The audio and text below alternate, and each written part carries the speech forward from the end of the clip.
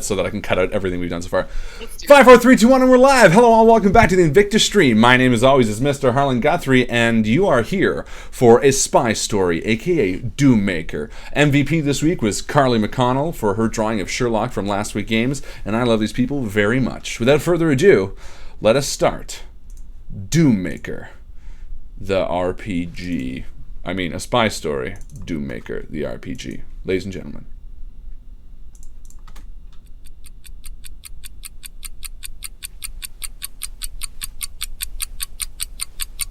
The shattered glass of love's elixir, the spy who loves, the fiend who tricked her. And through the night, though the dark may take her, don't try to hide from the doom maker.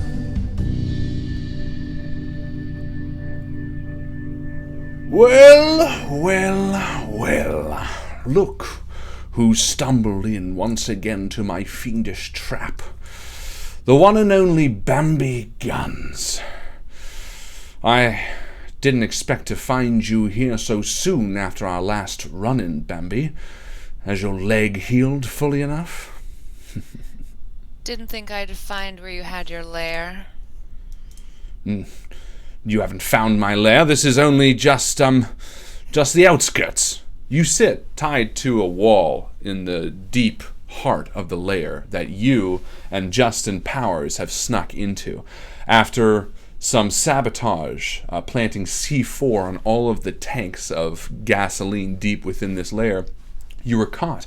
But luckily, the explosive device is still within your shoe, Bambi. Something that this man, who you've run into before, the one and only Roy G. Bivowski, did not happen to check your shoe. And he stands there across from you in a high leather chair. Again, the two of you are sort of pinned to this wet stone wall as men in reflective metal helmets are walking around and like at computer terminals, and there's sort of a beeping and like fog coming out, and he sits there sort of laughing. Although, knowing that you've entered his lair, he gets a little bit angry. You think this is my lair? No. This is just my garage. You'll never take me alive, Bavowski. Ah, and you must be the famous Justin Powers. And he stands up from his chair and walks across the sort of reflective tile floor, his heels clicking in the big sort of antechamber of this room. You're Bambi's companion. I've heard stories of your charisma. I don't see you too appealing right now, Mr. Powers. Take off these handcuffs and find out, hey? Whoa! I don't think I'll be doing that. In fact, I think the two of you will be dying quite surely. And he presses a button, and on the far side behind his chair, it opens, and there's this large sort of laser that extends down as the music kind of swells. Dun, dun, dun, and it leans out over top of him. This laser is directly pointed at one of you. Which one you'll never know until I've pressed this secondary button. But I want to know something first, Bambi. I want to know everything there is about the agency you work for. And why would I tell you that, Roy? I thought it was the evil villain that was supposed to reveal the intricacies of his plan before he tries to murder the heroes. Heroes?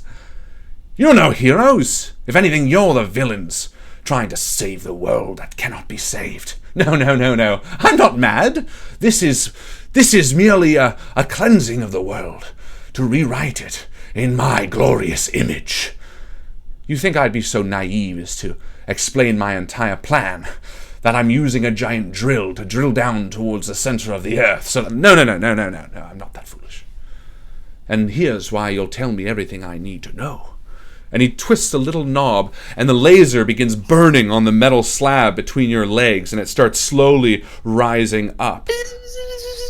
And just as it gets to your... Legs? My What? legs? What? Whose legs is it going to? Bambi's legs, of course. Oh, Bambi! No! No, I'll tell you everything you want to know! And he stops it. No, Bambi, I think Justin Powers finally wants to say something. And he tucks Justin, it into his back Don't pocket. tell him anything.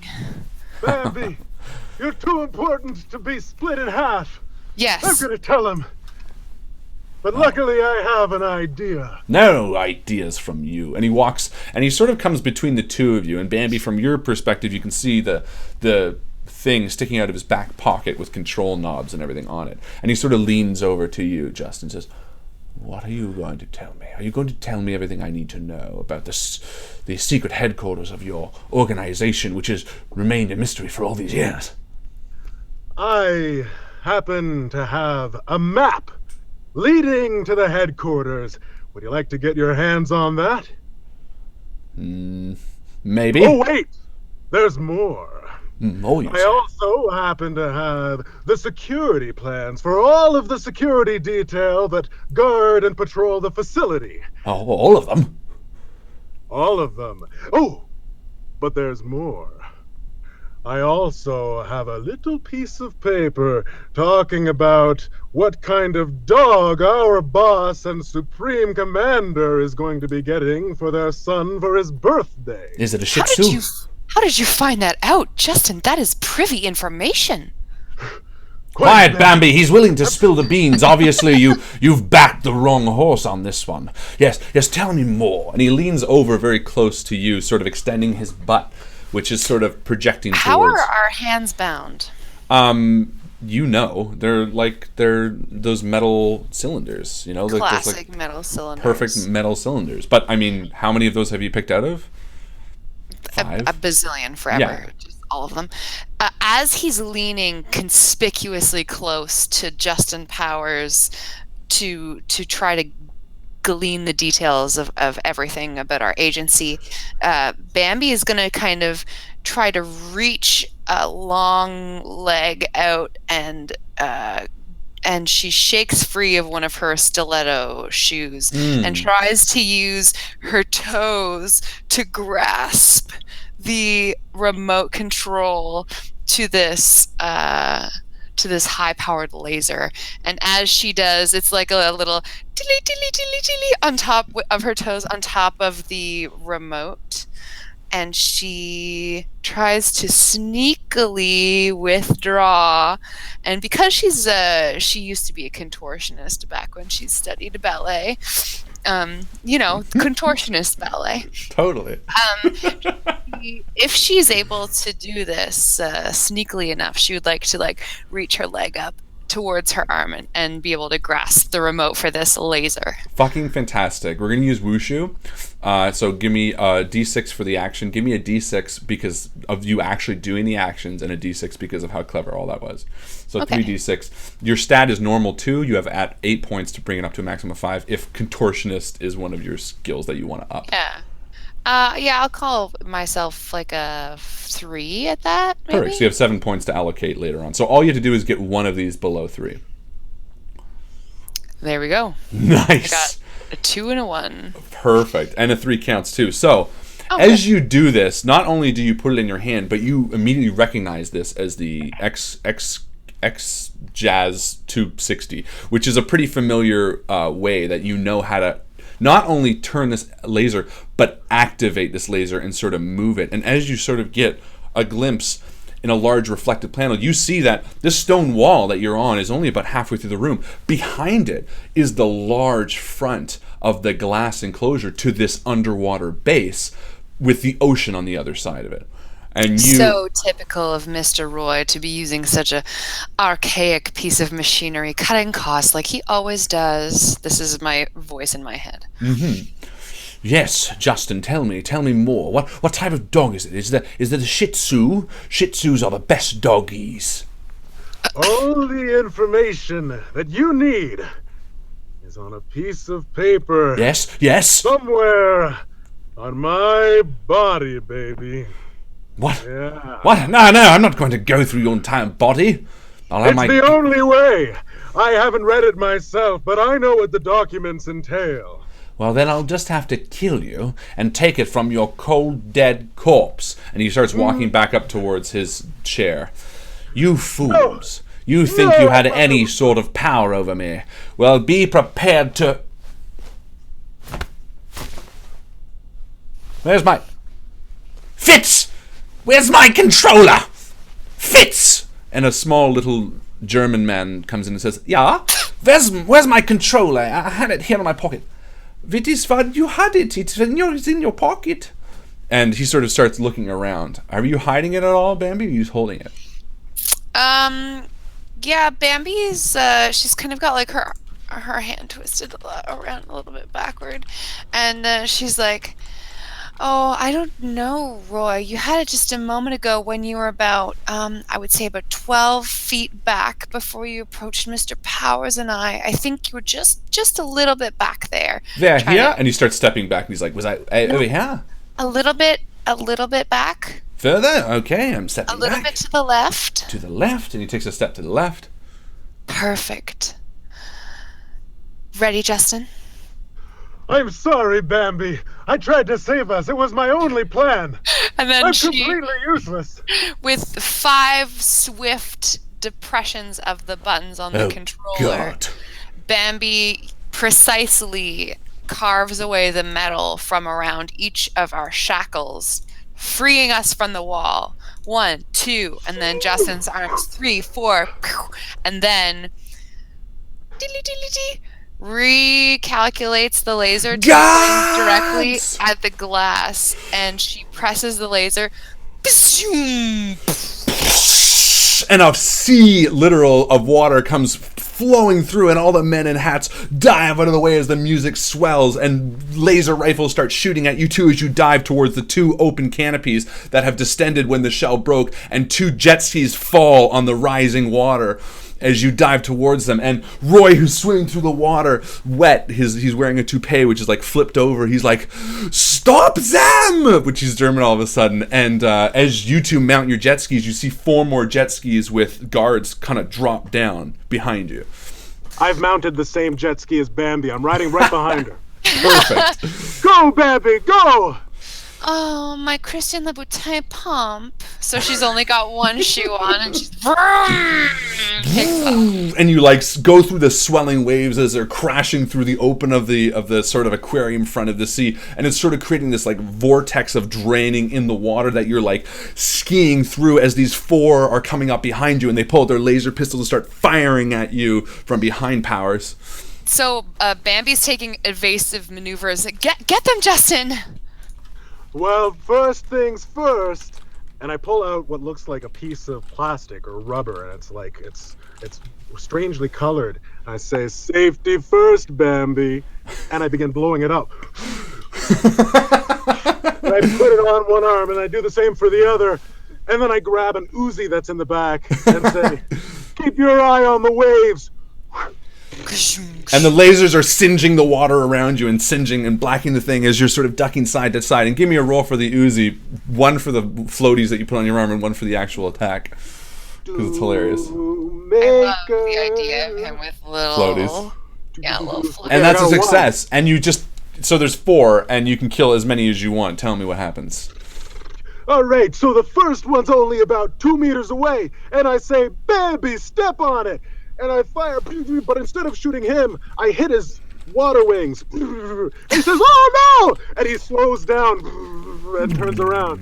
And then the second one is coming up close behind, and he's got cool shades. I begin shooting at the water in front of him, and it splashes him up, and he goes, "Ah! This is why I need goggles!" And then, of course, the jet ski that his hands aren't on anymore swerves, and it hits a big wave, and it flies up. And it blows up. There's an explosion. And as the vortex is swelling and you see the sky above you, you're getting farther and farther, and you see Roy on a jet ski, and he's like wet, and he's like crying, and he's like, "You're not getting away, or you're not getting away this time, Bambi." And he pulls out a big like magnum, and he starts aiming for the 2 of you as he's like swelling on the thing. And you can boom. So Bambi is like dodging and diving like on this jet ski, all of the like in between the waves and over the waves and under a wave, and there's like a shark that comes up beside her for some reason. Yeah, there's like sharks through it. And she's like, "Justin, do you think you can get the shot?" Let me line it up, baby. What am I shooting at, baby? At Roy! At Roy! Oh, I thought it was one of the sharks. Okay. and he's ready to line up the shot, and he fires at you, Justin. Give me a quick dodge roll. All right, here we go. Dodge roll, rolling 1 or 2? However many. Yeah, just one, I guess. 1. Oh, it's a 2. So nice. That's a success. So he misses. Nah! And as he's reloading on like the back of this fucking thing, you have your chance for a shot. Fire! Bambi. What was Bambi doing? No, continue. You fire, and it hits him, and his shoulder's bloody, but he's still holding on with one. Now he's dropped his gun, and he's like running up behind you, and he's getting closer and closer. Bambi takes one hand off of the handlebars of this jet ski. Jet skis have handlebars, right? For sure. And reaches down to pull off her other pump. She looks at it with such a beloved face. My favorite shoes. And then she lifts up the little strap on the back where the buckle is and exposes a blinking red button. She goes, farewell. Mwah, and kisses it, and a trigger is depressed. And you hear the explosion deep within the ocean of the C4 that you put on all of the pillars of gasoline within the base. And as Roy is getting closer and closer, he says, "You're not getting away this time!" You see the explosion like a barrel through the vortex of water just fire out as you just get on the cusp of the open ocean, and you fire out into the sky as he loses it in you see the fucking sea-doo underneath him blow up, and he goes flying off into the air high above you as you two land on the water. Slow motion, like whips of like water, rainbow, like exactly. Bambi's, like, beautiful on top of this jet ski, and then it cuts back to like. Justin Powers is sitting on the back with his hands around her, with his chin on her side, and is like squinting his eyes because water keeps on. And you smash down on the open ocean as the vortex closes with a sort of like a smoke burp, and Roy just falls in ashes before you as the vortex closes, and you're still holding on to the diamond of Arglis, which was your goal to be taken from this underwater base, safely tucked in your little shoulder pad, water wing, Justin Powers. And your mission is complete, and before you can take a breath, you hear... Oh, it's our cellular devices. I pick up this big novelty-sized phone. Justin Powers.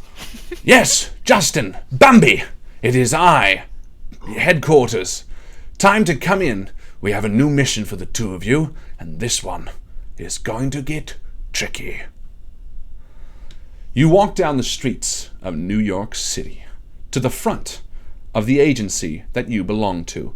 Someone give me your 1d20. Do it, Bambi. I'm on it. Do it, Bambi, yeah. I'm doing it. I'm doing it right now. 13. So, you belong to the most prestigious society of espionage available. White Tower, WT. Even the name itself is rarely spoken, which is why Roy just wanted to know the name. And as you stop in front of the front that your business takes, Powers, what is it? The shop that acts as a front for White Tower. It's, I want to say Baton Rouge. The Source. It could be a Baton Rouge. I like that. It's the Source? It's the Source. It's the Source. So you enter the Source and you see Marcus, and he's like, "Oh, hi, it's Marcus. Can I help you find anything today?" Hello, Marcus. I'm looking for a top-of-the-line Windows 10 computer. We only have Windows 98. That's too bad, Marcus. I They must suppose have changed the password. we'll have to do some looking around, and we'll come back later. I understand. I hope that the service is poor. And he points to the back way. With his head. And then a old Maybe lady it is is waiting actually behind you, and just a she's kind of source. like... Bambi looks at Justin. She's like, I think he's new. I guess so. Or this is just a source. Sure, let's... So we start walking towards the back. Yeah, and we at the right you way approach now? the wall of VHS tapes, and they're all sort of glued to the wall, like all stuck to the wall. And there's Dances with Wolves, there's Waterworld, there is Open Range. What's a movie that no one in their right mind would ever want to pick up? And sure enough, you see Kevin Costner's demo reel. Oh, I think we'll be having to rent this movie from the source today. And she goes as if to pull it off the wall and pushes it into the impression. And the wall slides down. And there's a trumpet fanfare. Wah, wah, wah. And behind it, you see the platform ready to... And a bunch of people playing trumpets on it. For sure, just one guy testing. He's like, "Oh, sorry, isn't that the break room?" And he's like a source guy, and he walks out. And he's just This like... isn't a practicing room. This is a secret entrance. And you walk past the mop that's like leaning in the corner, and you see the silver platform ready for you. It's like lights up. After you, Bambi. Thank you, Justin. She walks into the middle of the platform, crosses her arms, and looks back and forth, up and down. White Tower initiation phrase. Hocus pocus, cheddar locusts. And the platform begins descending just as Justin hops on it. And the two of you enter into the headquarters of White Tower. And obviously it's a tower, so it starts going down and then it goes up. Psych! Just in case you thought you were in the wrong spot. And you get fired up, and as you're going up, it's like... and you get straight to the highest point in New York, which is the CN Tower, because they moved it in this world.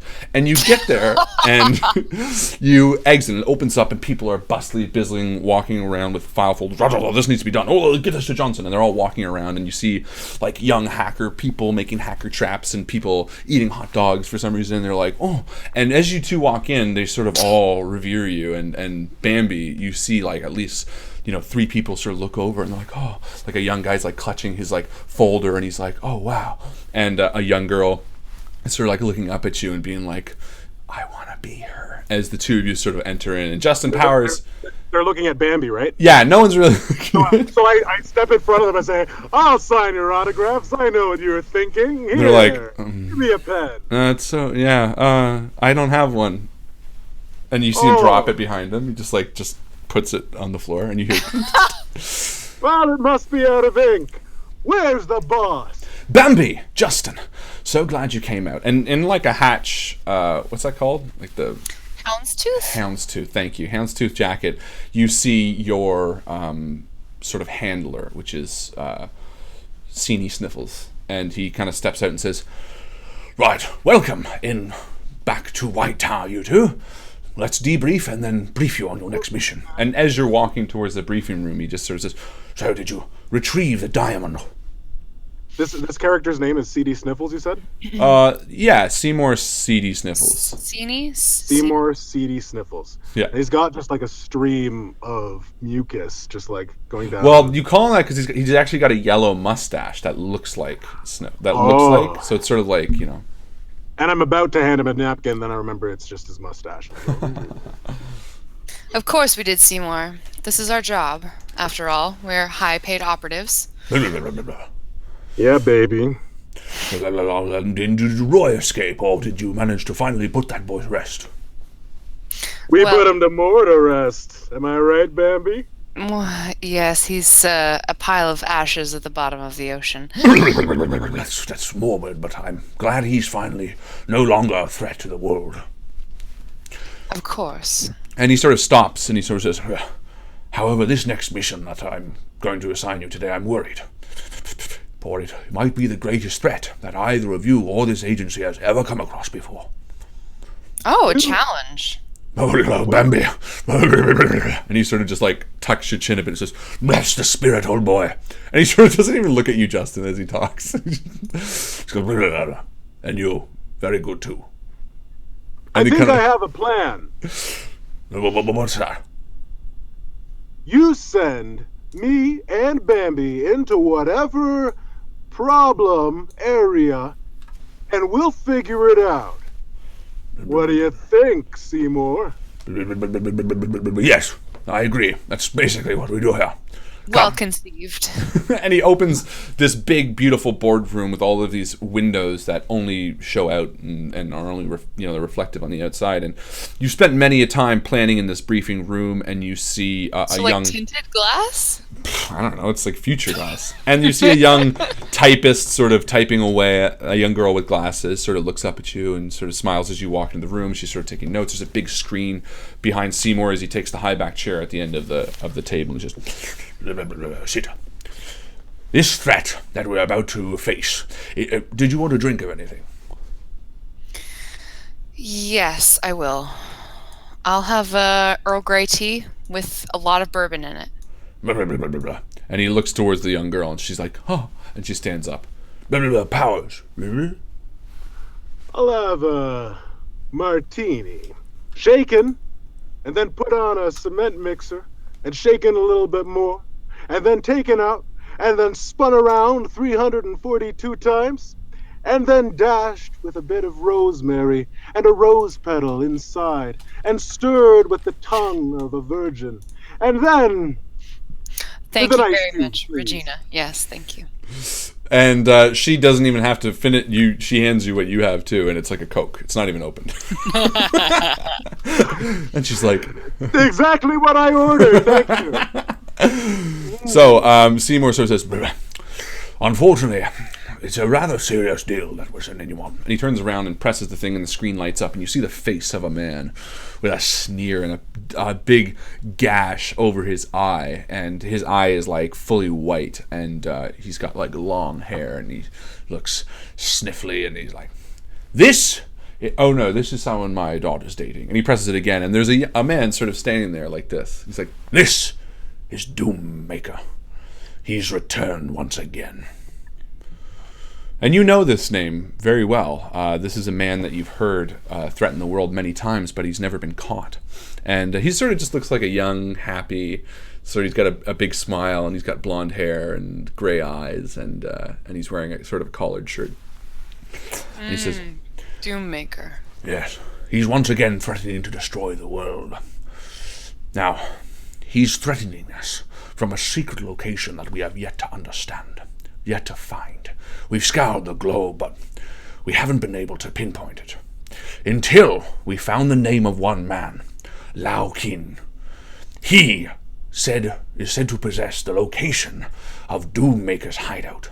If we can get into his hideout and hack his terminals, we should be able to stop the impending detonation of a bomb that he's put off in a major city around the world. Details are not important. I don't want to stress you out more.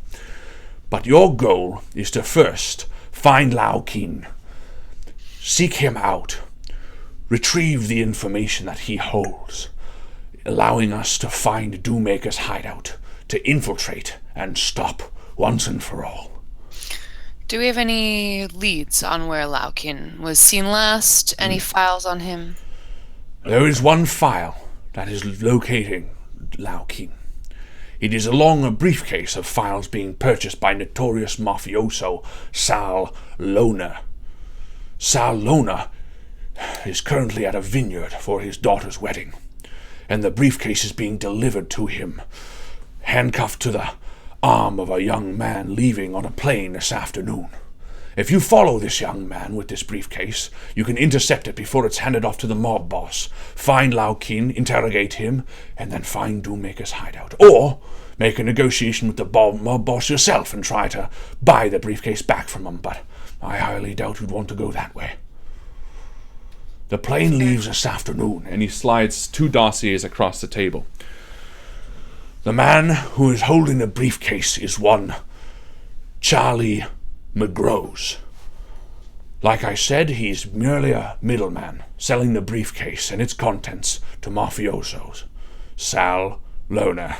God, I gotta remember these names. I have it all written Thank you so much. Now, as is custom, I've assigned you anonymous IDs. Each of you roll a 1d20. Yes, sir. Lucky number 1. Fantastic. And 8. So, your folder in front of you, Joe, says Tris Lillard. And Justin, yours says Alan Fems. And within it is a dossier of your backstory and your sort of like theme. What are they? Triss Lillard is a bookish nobody, know nothing. She is on vacation with her fiance, Alan Fems. She's a university grad, but currently unemployed. And she's happily looking forward to the day where she can start a family and settle down. And Alan Fems, what's your story? Yeah, I opened mine and it just says engaged to Triss Lillard and don't screw this up, Justin. It's just big and bold. Don't screw this up. There's like 4 pages and each page has a word. Well, I hope you memorize your dossiers, for they will self-destruct now. And as you're holding them, just go, pfft. What was the first part? Oh, I hate that. Now, head down to Jay and take a look at some of the gadgets she'll be using today.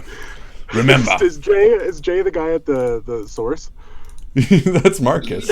Oh, that's Marcus. Oh, sorry. But yeah, it is. It is. Oh, he's at the source too? Yeah, well, he has 2 jobs, and okay. he'll help you Like out. most people at the source. Yeah, they're all at the source. And he says, now remember, I want you to keep extra lookout for... give me a 1d20 roll. Oh, both of us? No, whoever. 18. Be on extra lookout for Idea Sokolov. Oh, sorry, no. For Dr. Otto Volkov. He's said to be interested in that briefcase as well. And you know him.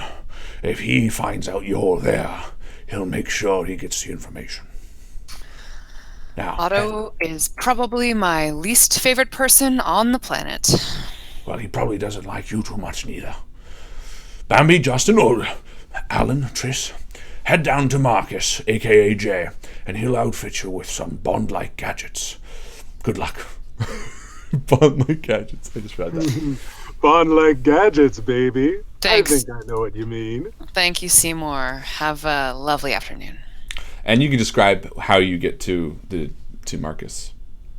It's What's different. it like, Justin? Now he's Oh, you in take an like Uber. he's in the special. No, he's in the special wing of this like facility. Is it like a really, really slow moving sidewalk where it's like we should probably walk on this? It's just like And then there's like an escalator and it's out of service. yeah. Yeah. And every time we like come to a new part and it says like out of service at the escalator, it's like da da da da da. And the We trumpet end guy's up there. like going down a fireman's pole at the very end. And as you land at the fireman's pole, you're in sort of the garage area, and Marcus, still wearing his source outfit, sort of walks in and says, Hi guys, glad you are doing another mission. I'm really excited to share some of these things. and he We walks need over. your top of the line stuff, Marcus. Show us what you've got for this mission. Okay, well, I have this. And he pulls out sort of like this long, sort of electrical wire, and he says, This will allow you to plug your phone in to a USB outlet and it will charge. Really useful. Justin Powers, I think this is sort of your level. I think maybe you could use this because your phone seems to die a lot. and he hands that to you. Why, it's dead right now. Thank you, Marcus. Marcus, you're doing such a great job. Do you have anything more, bigger, more expensive? Yes, and this is a big empty table with a cord on it, and he's like, Yeah, this is Justin's table. Let's look at your table, Bambi. and there's like 17 really diverse gadgets on your table of like all these complicated things. So give me 2 rolls. Give me Okay. 3 rolls of 20, because Of 20? some of these are really fucking good, and I want Justin to have one too. That's like on the fucking edge. It says 18, but it's like a cocked die, which is weird. I've never seen that on the animation. 18, Okay. 17, Yeah. and 19. Fantastic. 17, 18, 19. Okay, so he picks up 3 things and he hands them to you, and he says, This is the reverse atom polarizer. If you've read your dossier, you know what this does. and he hands it to you. Of course, the reverse atom polarizer. Atom. That's what I said. I know. And she holds it up to her face. This is like kind of it's like a hat or part of a mask. It's got goggles attached to it. Sort of like got a strap that tightens it onto the back of your head, and kind of like a black cloth cap with just like 2 big buttons on the side. She's like, seems to fit well, thank you. Why don't we try it on? And he walks you over to like a dummy, and he points. So there's like an apple on the dummy's head, and she's like, well, I'm a little bit out of practice, and then just like takes a pose and touches one of the buttons on her reverse atom polarizer cap, and 2 beams shoot out of each eye, and the apple first turns like the inverse colors, so it's like a green apple and it turns like red and yellow or whatever, and then the second beam hits it and it just turns into pixels turns into pixels and sort of just like falls out of existence. Wow, well done, Triss. You read the document. Now remember, you can choose to just change the color, to change the color and explode. This. What is this? What is my phone doing? And he walks back over to you and he's like, yes, you've charged the phone correctly. Well done. I think this mission's going to be a success. Your battery died again. You have to keep it plugged in. I have to, okay, how long should I do this for? As long as it takes. And about an hour and a half. I don't think we'll have time. There's probably a car. This is important. And then he touches the back of your head, not Triss, what your real name is, Bambi, and it goes into like a beret. He's like, we've also allowed it to be cloaked so that we can wear it out and about. This is actually quite stylish, thank you. And then he walks over and he says, this maybe is more your speed. And he hands you, Justin, the Sneasel gun, which you know what it does. There's a little placard attached to it by a string that you can read out loud. Yes. So the Sneasel gun, and I look at it fondly, and I pretend to aim it right at Marcus, and then I aim it right at Bambi, and then I go, oh God! Oh, the Sneasel gun, my favorite weapon, instantly taps into the sinuses of the person I want to sneeze and makes them, well, I'll save it for later. Make sure that you use that only special occasions, because if you hold the trigger down, the head will explode. And this! And he hands out the last item to you again. Bambi, I don't know why your name is so confusing me. And this is probably the most expensive item we have. And he drops it, and it smashes. And he's like, we'll give you this instead. And he grabs another one and says, this is the recoder. He hands you the recoder. Oh, this is a new model. Hmm. So she's holding in her hands. It's like kind of a pistol shaped, almost like a smaller version of like a speed gun. And it has a couple of triggers on the base of the gun. Mm-hmm. The gun's base. The handle? Yeah. Where the triggers go. And she's like, oh, it's beautiful. This is a lot more lightweight than the last version. The recoder is an item that when you're hacking into databases, whether it's, to open a door or to find out information about somebody or something, that it effectively erases your tracks and undoes the electronic trail that you just left. So if you had to hack into an electronic keypad to let yourself into some sort of building, it's going to relock that door, or it's going to like unhack that information, if that makes sense. Totally. And that's so dope. And he says, there you go. So I hope you have a what good does this do, Marcus? That's a light. Don't touch that. Well, that's just a light. I put a few objects to entertain him. I also have building blocks over fantastic. Here. And I have little buckets with sand in the play area. And you look over and there's like water table. There's like a water table. Oh my god, I miss that so much. You've made me very happy, Marcus. Always a pleasure to see you. Give me a hug. Bring it in. Come here. And you hug him, and he pees. You were leaning on my gun there. And the large double doors of this garage open, and you see a car waiting for you to take you to the airport. And after a short ride, you change in the back of the car. You sort of have these like suits that come over you, and it like comes over, and you're now wearing your sort of garb as Triss and Alan. Yeah, Triss has got like a very conservative cardigan on, kind of a button up that doesn't really match underneath. Some like very bookish glasses, some high stockings, like sort of a dowdy wool skirt. Lots of pockets, lots of secret areas where she can stow her gear, and her little beret.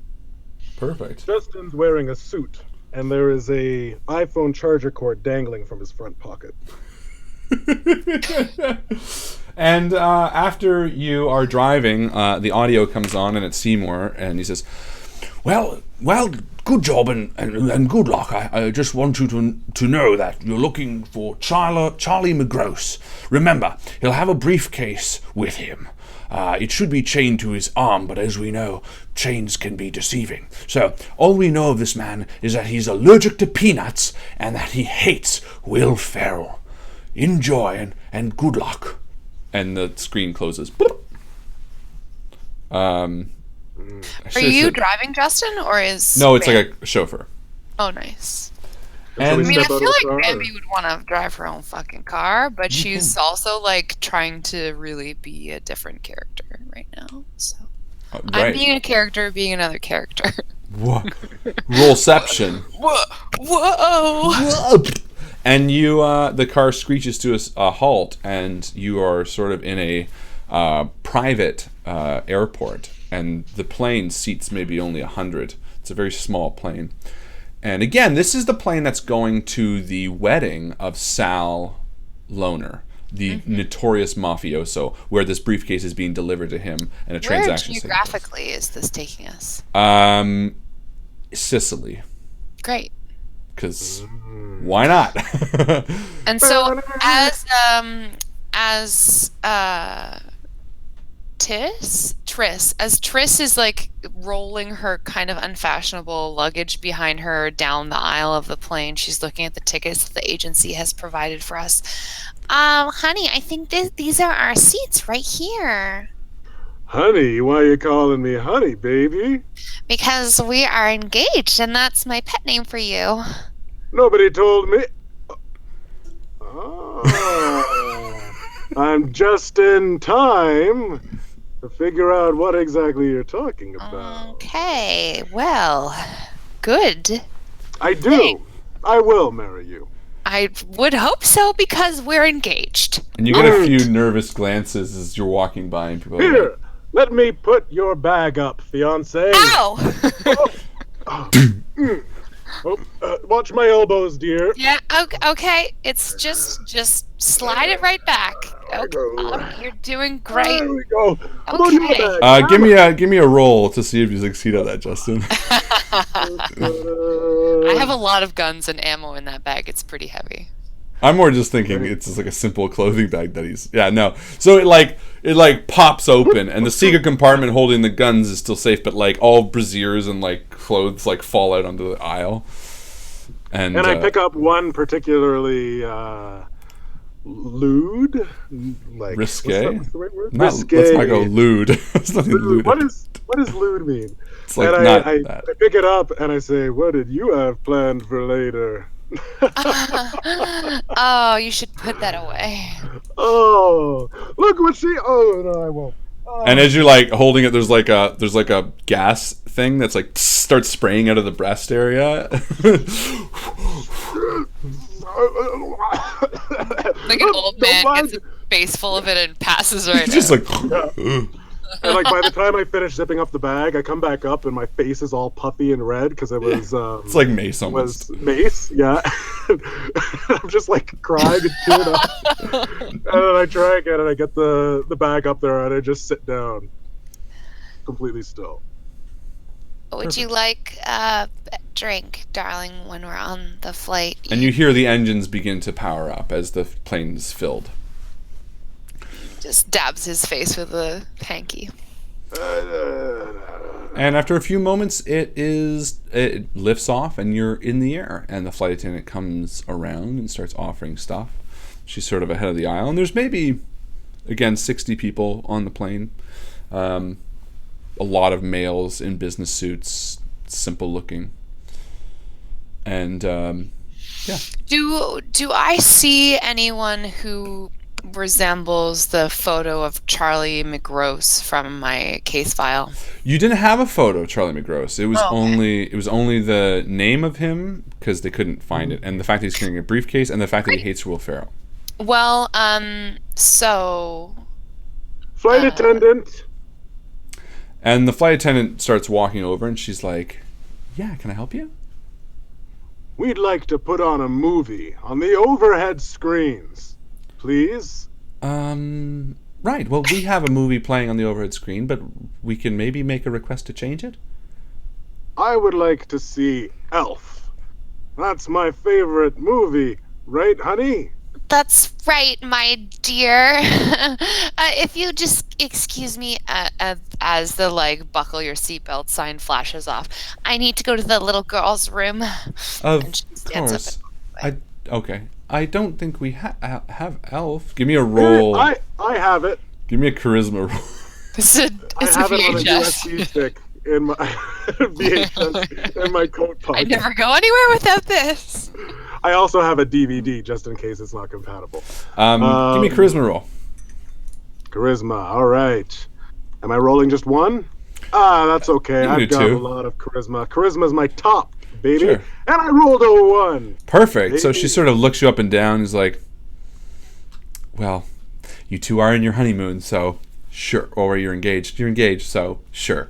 And she You're engaged. says, Anything goes. I think I have a scratchy disc in the front. Don't worry about it. And she kind of excuses herself towards the front. Bambi, what are you doing? As Bambi is walking the aisle of this small plane, she's casting her eyes around to try to find anyone who is concealing their hand suspiciously, or else is obviously connected to a suitcase. So she's just gonna as she's walking down the row, I guess it's a two on either side sort of plane. Exactly, yeah. She's just kind of absentmindedly running her hands annoyingly over people's heads and stuff, so that people look at her or sort of jarred out of whatever they're up to, so that she can get an eye on what they've got going on. Give me a spot roll, or a perception roll. Okay. And again, I'm going to give you 2 die because I like the way you're sort of doing that. And Cool. If you want to up it, because you have a few points. From 2 to 3, I'll up it. Okay, so you just need 3 or lower. I got it. Success. Got it covered. So yeah, you're sort of halfway through the plane. You start moving towards the back, and you're sort of looking. You don't see anyone in this section of the plane. So sort of from the middle to the back, you feel pretty confident that no one there really is coveting. So the they're in briefcase. front of us, probably, if they're on the same plane as us. Exactly. That's how you're kind of feeling it. And as you go to the bathroom and then come back, you see the screen flick on with Elf. And as the credits start rolling and people start understanding what it is, you get a few weird noises, being like, what the fuck is a Christmas movie? And then you hear one voice come up to the top, and be like, Oh, God, no, God. Hate this fucking guy. Sounds like adenoidal Arnold Schwarzenegger. No, it bit. sounds It just just- like John C. Reilly. no, I didn't say that. Maybe. And so you make your back to the seat. Or do whatever you want, I don't care. Do I see the person that's making the commotion? They're You sort of obviously see in this front head. of me. Yeah, you sort of see this curly head. Curly hair, curly pretty hair. tall. on the left side. He's like, Oh, God. What is this guy in movies for? It's not even Christmas. and he's sort of bobbing back and forth. Knowing that that's insufficient evidence to be able to accost someone, Bambi's gonna slide back down into her seat beside her fake husband, Alan, and as Triss say, Oh, thank you so much for putting on this movie. I really have been, I'm just enjoying it in exactly the way that I thought that I would be enjoying it. And I think all of the other passengers are too, except for like maybe one gentleman that's in seat E4. E4. What are you trying to say? Well, there's one very specific individual. Did you just want to watch the movie Elf? Or are you trying to do some spy shit? I was trying to do both. Okay. Hit two birds with two stones. Well, it's just the one stone. Alan. Well, it sounds like two to me, if you know what I mean. We have to find out if this is really the man, okay? So we know where he's sitting.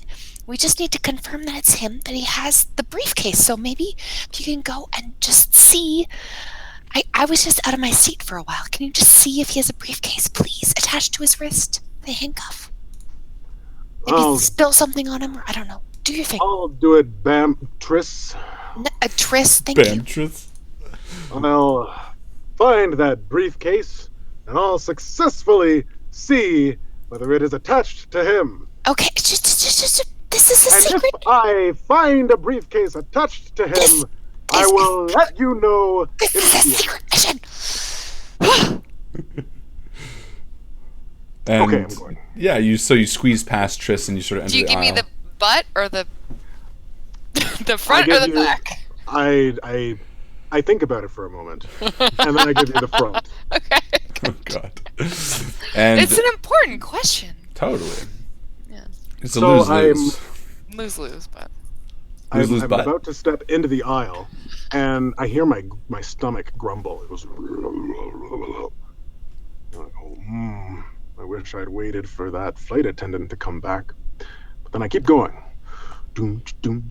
Oh, why are we watching this? There's so many better movies. Stupid guy, I did a movie with him. And you kind of come up on this guy who's like grumbling and sort of leaning back and forth, and he's like, I'm just like creeping up the aisle. yeah. And people are like starting to watch you, and Really? they're like, is this the guy who has to put on Elf? What the fuck? And I like get to the aisle with the agitated flyer, and I turn. He's like staring right at you, and he's like, Hi. I overheard that you aren't a fan of this movie. Yeah, it's not even Christmas, and we're like watching a Christmas movie. It doesn't have to be Christmas for you to enjoy life and enjoy movies. Whoa! It's not that I don't enjoy life, man. I enjoy life. I'm saying like it's a Christmas movie, and I hate this guy, Will Ferrell. He's such a fool. Always You hate Will Ferrell he's making jokes of himself like all the in time. all his movies. He never wants to hang out. Wants to hang out. Well, yeah, I did a movie with him called Step Brothers, and he doesn't want to hang out ever. Are you Ray Romano? No. I sound a bit like him, but I'm John C. Reilly. I did lots of stuff. I do serious movies too. I was in like Gangs of New York, which is like a Martin Scorsese movie, and Magnolia. Boogie Nights and Magnolia, and then I do goofy movies. John C. Reilly. Yeah. I know John C. Reilly by one trait alone, and by looking at your face and your hair, I can't tell. But if you showed me your wrists, perhaps I would know that it's you, for I know John C. Reilly's wrists better than any part Well, of I him. mean, I would show you my wrist, no problem, but this one's handcuffed to a briefcase I'm trying to deliver. and he like holds it up, and like there's like this chain with the briefcase underneath his seat. Aha! I mean, what's in the briefcase, John? Oh, a C. bunch of Reilly? cool papers that I'm like delivering as a side job. It's a lot of fun. Is it fun Yeah. having a briefcase chained to your wrist? Oh yeah, man. I do the coolest stuff. I don't just act. I don't know if you know this, but I do a whole bunch of stuff. Like I'll do drug runs, and I'll do like pack mule stuff, and like I paint, and then I'll do this stuff. And it was really diverse. I'm a diverse actor. That's why I do comedies and I do action movies and dramas. All over the map. And as he's going on that list, I just kind of turn and walk back towards the seat. And he just continues going on about all of the things that he does. And then I sit back down in the chair, and I can just kind of hear him mumbling in the head. All this other stuff. And say, bro, you guys will film me though? Ah! Triss, I think he might be our guy. What do you mean by that, Alan? The guy with the briefcase who we're trying to catch, who might be doing something bad with a briefcase attached right here. There's like 4 people around us, so like, shh, my baby's sleeping. Bring a baby on a plane. I guess we should probably do something about that. We need the briefcase. Perhaps I should seduce him? Should I seduce him? Should I? That'll look mighty funny, my fiance seducing John C. Reilly. No one will, maybe someone will know. I figure if we get him to go to the bathroom. We can knock him out and take his briefcase. Exactly. But I don't want to draw too much attention, because then maybe word of mouth, the Doom Maker will know what we're up to. I know. I'll create a distraction. You get his bladder full. So I should just get him drunk? Well, make him have to pee. You can also poke his bladder until Oh, he submits. is the seat beside him? I know all the ways to make people pee. I know that you're very good at Here, pee listen to torture. this. And I pull out my phone that's at 5%, and I put in some headphones, and I stick it in her ears, and Really it's... plug that in. No, listen. And I put on a waterfall sound. Wait for it. And it's TLC. Don't go chasing waterfalls. Chasing waterfalls. Please. The music video with the waterfall. That you used to. See, watch the water. That you Keep your eyes on the water. And as you're doing this, you overhear, God, no! I'm allergic to peanuts! Get away from me! What are you trying to kill me? Just from up the back. That's definitely our guy. Alright, here's the plan. I'm gonna go and start buying this guy some drinks. And I'm gonna win his good graces by having these salty snack foods that aren't peanuts. And she holds up a bag of Munchos. It's like, we're gonna share a bag of Munchos. That's gonna make him need to have some beverages because they're so salty. They really are. And then, when he goes to the washroom, you're gonna barge in on him, wrestle him to the ground, knock him out, take the briefcase, and flush him down the toilet. That was a lot. Can you write that down? No. And she gets up and walks towards John C. Reilly. Chris, wait! And he sees you as you sort of approach, and he's like, Oh, hi. Hi there. I hear you're John C. Reilly. Yeah? I'd really like to make your acquaintance. My Well, name's pleasure to Chris. meet you too. and he held his hand out, like cutting you off as you're talking. It's like dangling like briefcase Yeah. from his arm. Oh, this stupid thing. Ah. And he shakes Is he his Fine. reaching over like 2 people, or just Yeah. like sitting It's there? My Well, name's sit down, partner. Lillard, and I will. There's nowhere for me to sit. And he like slaps the seat next to him. There's like a big puff of smoke comes out. He's Right here. You can sit. I'll move. Oh, thank you. Well, it's just so nice to meet you. I heard you complaining that you couldn't eat peanuts, and Do you like peanuts too? They kill me. I know. I recognized your voice from the back of the plane as John C. Reilly, and I just knew that I had to provide you with some alternate snacking. Listen, lady, just between you and I, I'm going by Charlie McGross because I'm trying to lose briefcase to this real creepy dude. So just call me Charlie. No one else will know that I'm the great John C. Reilly. Charlie, for sure. And Triss takes a seat beside John, and she offers him the bag of Munchos. oh, nice! And he like dives in and just starts eating them. Man, I love them. I love Munchos. So good. They're so good, aren't they? So Very good. So Yes. good. Hey, you hate Will Ferrell too? He's the worst. He's the worst, right? No serious dynamic range. I mean, this guy can do comedy, yeah, but who can't? But when you put him in front of a serious movie, Yes. totally loses it. Yes. Yo, Tritz, you're cool. He starts eating the munchos. Riley? Yeah. By the way, can I get you a drink? It's No, I'm Monday. okay. No, Sure. I don't drink anymore. Oh.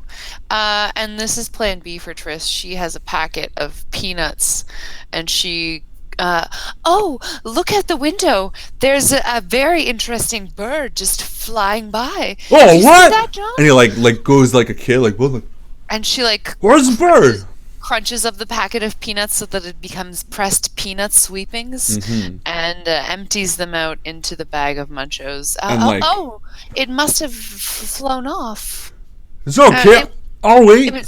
It was blue and green and it was, These birds all have migratory patterns. I'll wait here for a few minutes. They'll come it back. gave me the finger. I don't think it will. It's Well, I don't know. And like while you're waiting for him to come back, he's like still pressed to the window for like 15 minutes. He doesn't turn around. John. What kind of bird do you think it was? Oh, I don't know. Was it Would you seagull? like another muncho? What if Would the you seagulls like- come back? Another muncho, John. Oh, okay. And he turns around. Give me a roll. A deception roll. I think I'm very good at deception. I'm Yeah. gonna give myself a 4. Perfect. 1 dice, 2 dice, 3 dice, 4 dice, 5 Let's dice. just do one. I mean, it's a pretty simple. So 10. One. What? 2. I rolled So a yeah, he reaches into the bag and puts a big handful of munchos covered in peanut dust in his mouth. And you're like, Oh man, there's peanuts in this. What? I feel really sick. Oh no! I think I'm gonna have a heart attack. Why would you do Let's that? Take you to the washroom really quickly. Why? and he stands up. You and have like, you must have an epinephrine pen. Let's go administer that. To Hey you. everybody! Come She with knows I'm me. allergic to peanuts. You put peanuts in my munchos. Not cool. and he starts No. like stumbling towards the bathroom as like people are like looking at you and him being And like, she's like, Alan. Oh, Alan! You killed me. Alan!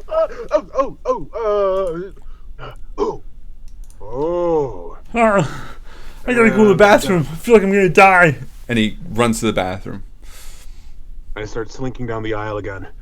All right, so the plan is I'm gonna sneak him. I'm gonna sneak up behind him. And I'm gonna whack him with a hammer, and then I'm going to, and then I'm gonna flush him down the toilet. Right? Yes, and we don't want him to die. But if I flush him down the toilet, then isn't he gonna die? Yes. Okay, so maybe we do.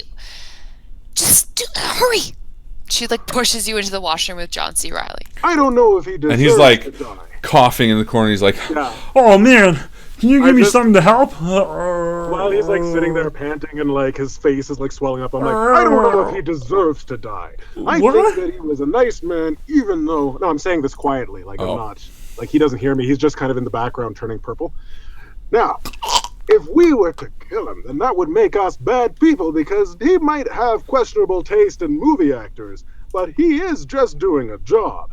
And someone doesn't deserve to die for just doing their job unless they're evil and they're shooting at us. You know what I mean? And so I don't think it's a good idea for us to. and John C. Where'd Reilly's he go? like passed out in the bathroom, just like Swollen face. very clearly dead. Oh no. Oh no. I'm sorry, John C. Reilly. We didn't mean to kill you. Poor John C. Well, there goes that plan. All right, let's cut it off. And you start you have a sawing saw? through his hand as blood's And it's like the wrong speckling the hand. bathroom.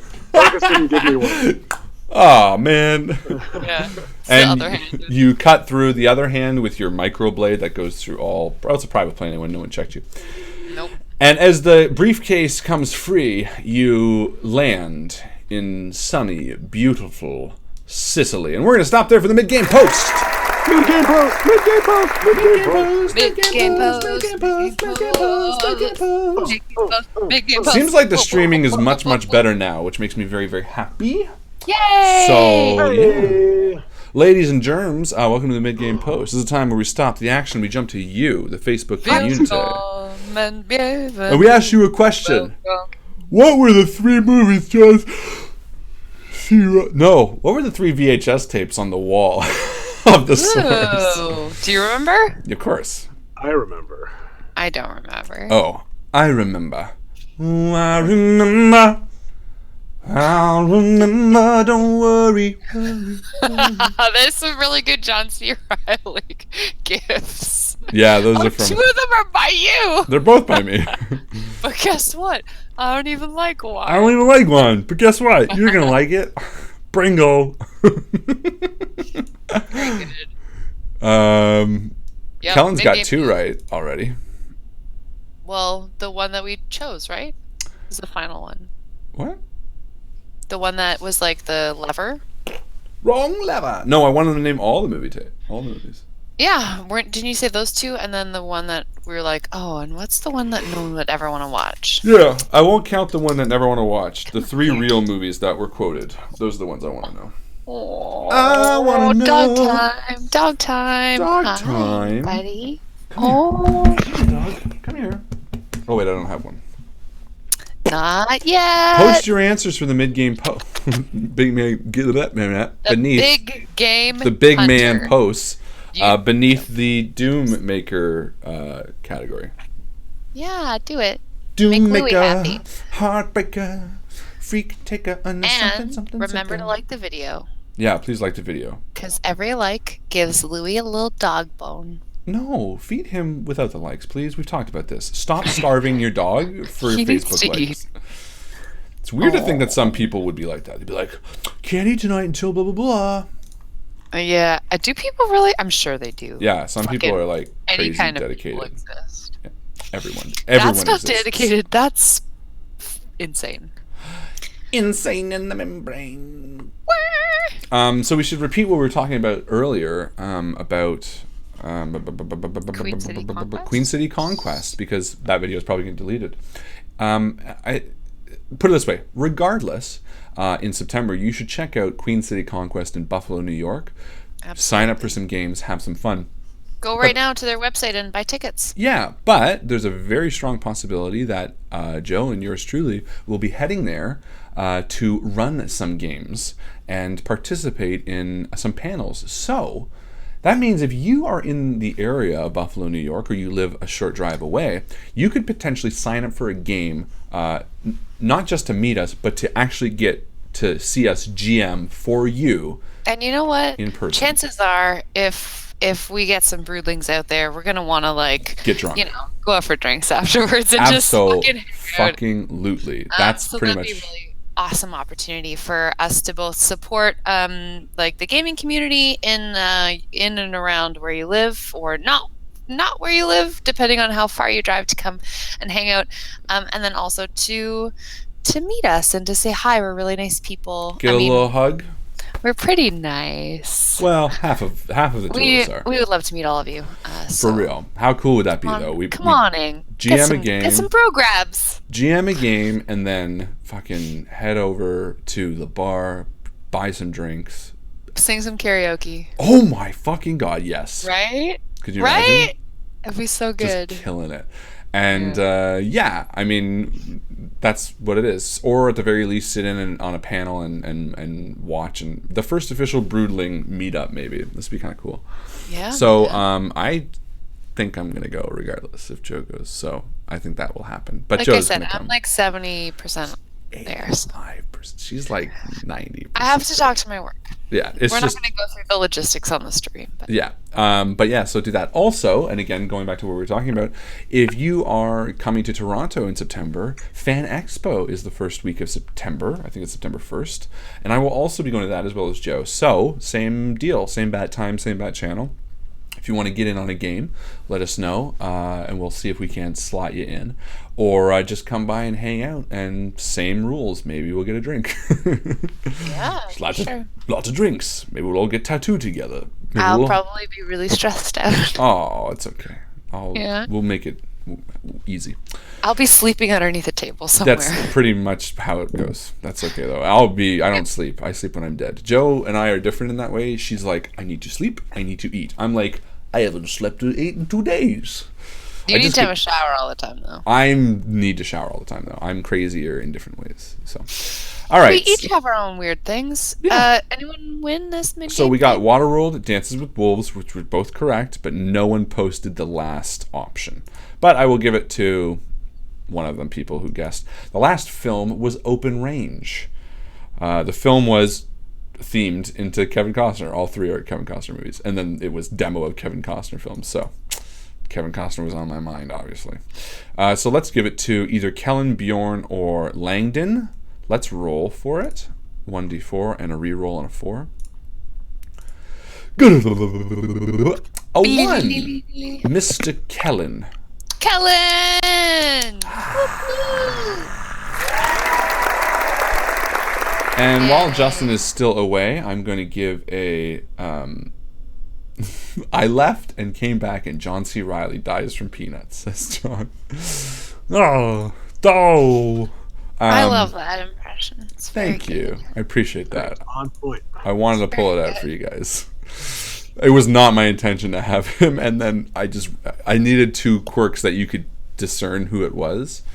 And I was like, oh, he'll hate Will Ferrell and he'll have peanuts. And then when you thought Will Ferrell... Ferrell... I thought Will Ferrell, I was like, okay, now this is for some reason John C. Reilly. Also, Antonio Banderas was in the Spy Story the first time, so... He's a good dude. Gotta have one celebrity in every Spy Story. Oh, he died, though, super well, bad. But he also came back. John C. Reilly also died super bad. Yeah. Well, we'll see what happens. Oh my god. Yeah. No, it's not. Alright, What? well, that's it. Let's head back to the game. Doom Maker. The plane lands in sunny Sicily as the plane doors open and the passengers depart and an ambulance veers up. And people scream as you get awkward looks stepping off of the... It wasn't us. I don't know. I'm sorry. We're just here on our vacation before our honeymoon. holding like the bloody suitcase stained with John C. Reilly. I'm sorry, Even if he people. survives, he has no hands. I'm sorry, people don't enjoy Elf as much as we do. It's a great movie. And you step off and you see a sign, a man holding a sign that says McGross, and he's like a chauffeur. We're gonna have to take on a new identity. Wait, we don't need to go. We don't have to go to this wedding at all. But it'll take us to the person who's causing all of this trouble in the first place. No, it won't. Nope. No. I know your whole thing, and she like grabs Justin by the hand and drags him off to kind of like the side of the runway, and she's like, "You just like weddings. I know where this is going. All we needed was this briefcase because this has the location of Laukin on it. We have to go find Laukin. Let's stay focused. I know that you're thinking my big fat Sicilian wedding, and there's going to be bridesmaids and there's going to be booze. Justin Powers, listen to me. We have the targets. Like, we have everything we need." But the shrimp puffs. I know. You're right. I'm on payroll right now, which means I have a job to do. Let's go find this Yin Chang. Laukin. That's what I said. I don't And know. you crack open the briefcase to see a file folder sitting on top. There's about 5 different documents, all with various code names. And the one that says Lao King, you open it up, and it has a picture of this sort of dashing Asian man who sort of has a nice smile, and he's wearing dark shades. And it says he is a motocross rider. And it has his number, 32. And there's some photos of him like handing something off to someone else and sort of taking some money.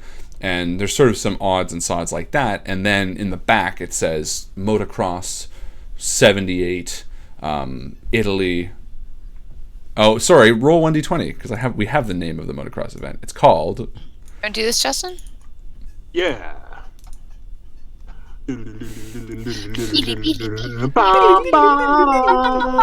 $39. I got So it's 9. either called The Grand Old Boy or This Ain't Your Mama's Motocross Race. So that's what it's called. This Ain't Your Mama's Motocross Race. And as you see, This Ain't Your Mama's Motocross Race, the screen wipes to Italy as the two of you step out of the train station for some reason. And you hear the rev of engines in the distance, and the announcer is, "And the hell, the Ain't Your Mama's Motocross Race! The racers are getting ready to rev up the engines at the starting line." And there's like sort of a big pit area where they're all revving. There's just thousands of people walking around, people licking gelato, kids doing Italians things, people singing Italian songs. Everyone's eating spaghetti. Everyone. Spaghetti on a pot, like some kid hitting another kid with a baguette. Spaghetti's coming out. Yeah, just like people throwing cheese at each other. Fromage! And With a France. baguette? but they're Yeah. influenced. Okay, so the kid's dad, the kid with the baguette, like comes over, grabs the baguette There's like out a of his hand. kid. There's a kid bathing in marinara sauce at the side of the road in a little tub. Is that racist? That's racist. God. Like it is in Italy. Sicily. And sorry, Justin. And the kid baguette is running by. Oh no, the kid with the baguette, he's like whacking the kid. He's like, yeah. And then his dad comes over and he's like, And then then he hands him like a what's an Italian thing? gelato. And then some gelato. And then even an older woman smacks the dad. He's like, "Hey, donna hiro sana." That's I don't know. He's like, "Hey, la procuccia." Even the old lady comes over and is like, "Hey, don't hiro your sana." And then an even older lady's like, and this line of Italian families as they're handing tomatoes. Mommy comes by. And as she hits her fingers snap and like dust blows away in the air. And a man with a white coat, like twisting his mustache, walks up to you and says, "Hello, do you have a time?" I really like Italy. Yeah. It just smells of marinara sauce and fresh lemons and olives. Oh yeah, lots of people hitting each other with olive trees. Yes, let me just check my... I'm sorry, no, I don't have the time. I say as I look at my dead phone and then put it back in the pocket. What about you? Do you have the time? Of course I do. Wait a second. Why do you keep twisting your mustache like that?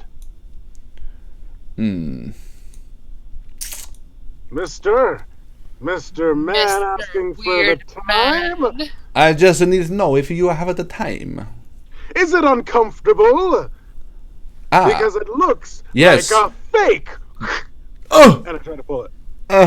No, it is not a fake. The Italian sun makes me very hot on a Sunday. And so you twist your mustache.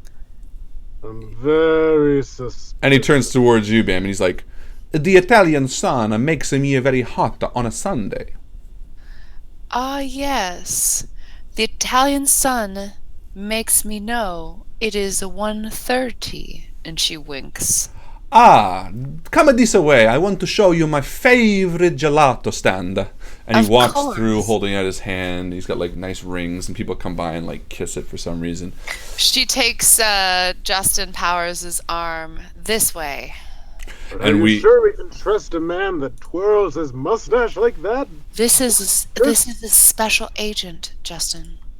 And when you walk to a back alley, he flicks off his thing, and he does tear off his mustache. And he turns around and he's like, Dick Nixon's the name. The agency sent me in advance when we pinpointed your contact after John C. Reilly was found dead on the plane. Happy to assist in any way I can. Justin. Bambi. God damn it. I don't know why Look that's at so these difficult. legs. Obviously. Oh, can't walk. Oh, like it's like a sexy whatever. It's like a sexy deer. Cripple this whole time. She's got legs for miles, baby. And my mother was shot. And they're so hairy. Oh. And he kind of smiles and says, fair enough. I just wanted to know that I'm at your disposal. I haven't been able to track down Lao Kin yet, but we believe he's here racing on the motocross as number 32. Who's that? He's a man who knows the location of Doommaker's hideout. He could prove useful. Yes, Justin, it's like you didn't I read the think we briefing. should track him down. Alex, You can hear the revving of the engines. Come on, gentlemen. Work with me here. Am I the only one who's a special agent? Look, over there, Bambi. And there's some motocross. That's a butterfly. I thought it was a motocross. yeah, but the butterflies in this area are absolutely beautiful. I'm with Justin on this one. Yep. Hip, hip. I like you, Dick. I like Dick too. I'm glad you and I have that in common. We should talk later. And the two of you loving dicks walk out towards the alleyway, and he sort of puts on his leather jacket, and he's now like the Nice cool leather. American guy, and he's like, "Hey, don't worry, we're gonna find Lao Kin. It's no worries at all. Don't worry, that's what I do. I don't worry." And as all the motorbikes start racing by, he's like, "I've given you each access to the race so that you can track down Lao King on the track. Here," and he hands you an ID that says Felix Lighter Than Air. Joe. I mean, fucking Bambi. And Wait, he hands... is that my identity? To be a motocross racer, you're added to the motocross. And he hands you one, Ray Norshine, to you, Justin. Ray Norshine. And he says, "Your jackets are in your lockers as well, and the motorbikes are prepped and ready for you two to go. I read over your dossiers and read that you're both skilled in water skiing and using a sea-doo. And I think this probably will translate roughly the same. Being Absolutely. Perfect. I have no idea. Remember, What will you be doing, Dick? probably playing with myself. No, I'll be spotting from the spotlines. I've attached a comment to each of your Did headphones. you say spotting from the spotlines? From Dick? Dick's spotty Dick. I like to. Don't worry, I understood you, Dick. Great. We'll be back later when we I'm going to be in the finish. stands watching for Lao Kin in the actual motocross race, You and should use some What actual is that gadget? binoculars. I'm going to be breaking down how to get him if I spot him and where to. Now remember, he's the best in the world, so you'll have to be better than the best. And he Well, slaps I you on the will be. And I tumble back down the stairs. back. Whoop, whoop, whoop, whoop, whoop, whoop. Dick, don't say anything, but I know that Justin Powers is actually a pretty remarkable drag racer. So, I mean, don't mention it because his ego will just go through the roof, but I think we can do this thing. And I think you can do some things as well. Good luck. Don't start with me. With you?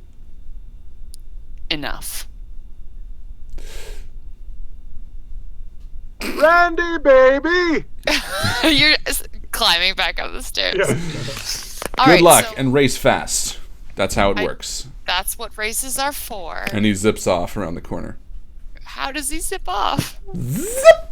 Zip line?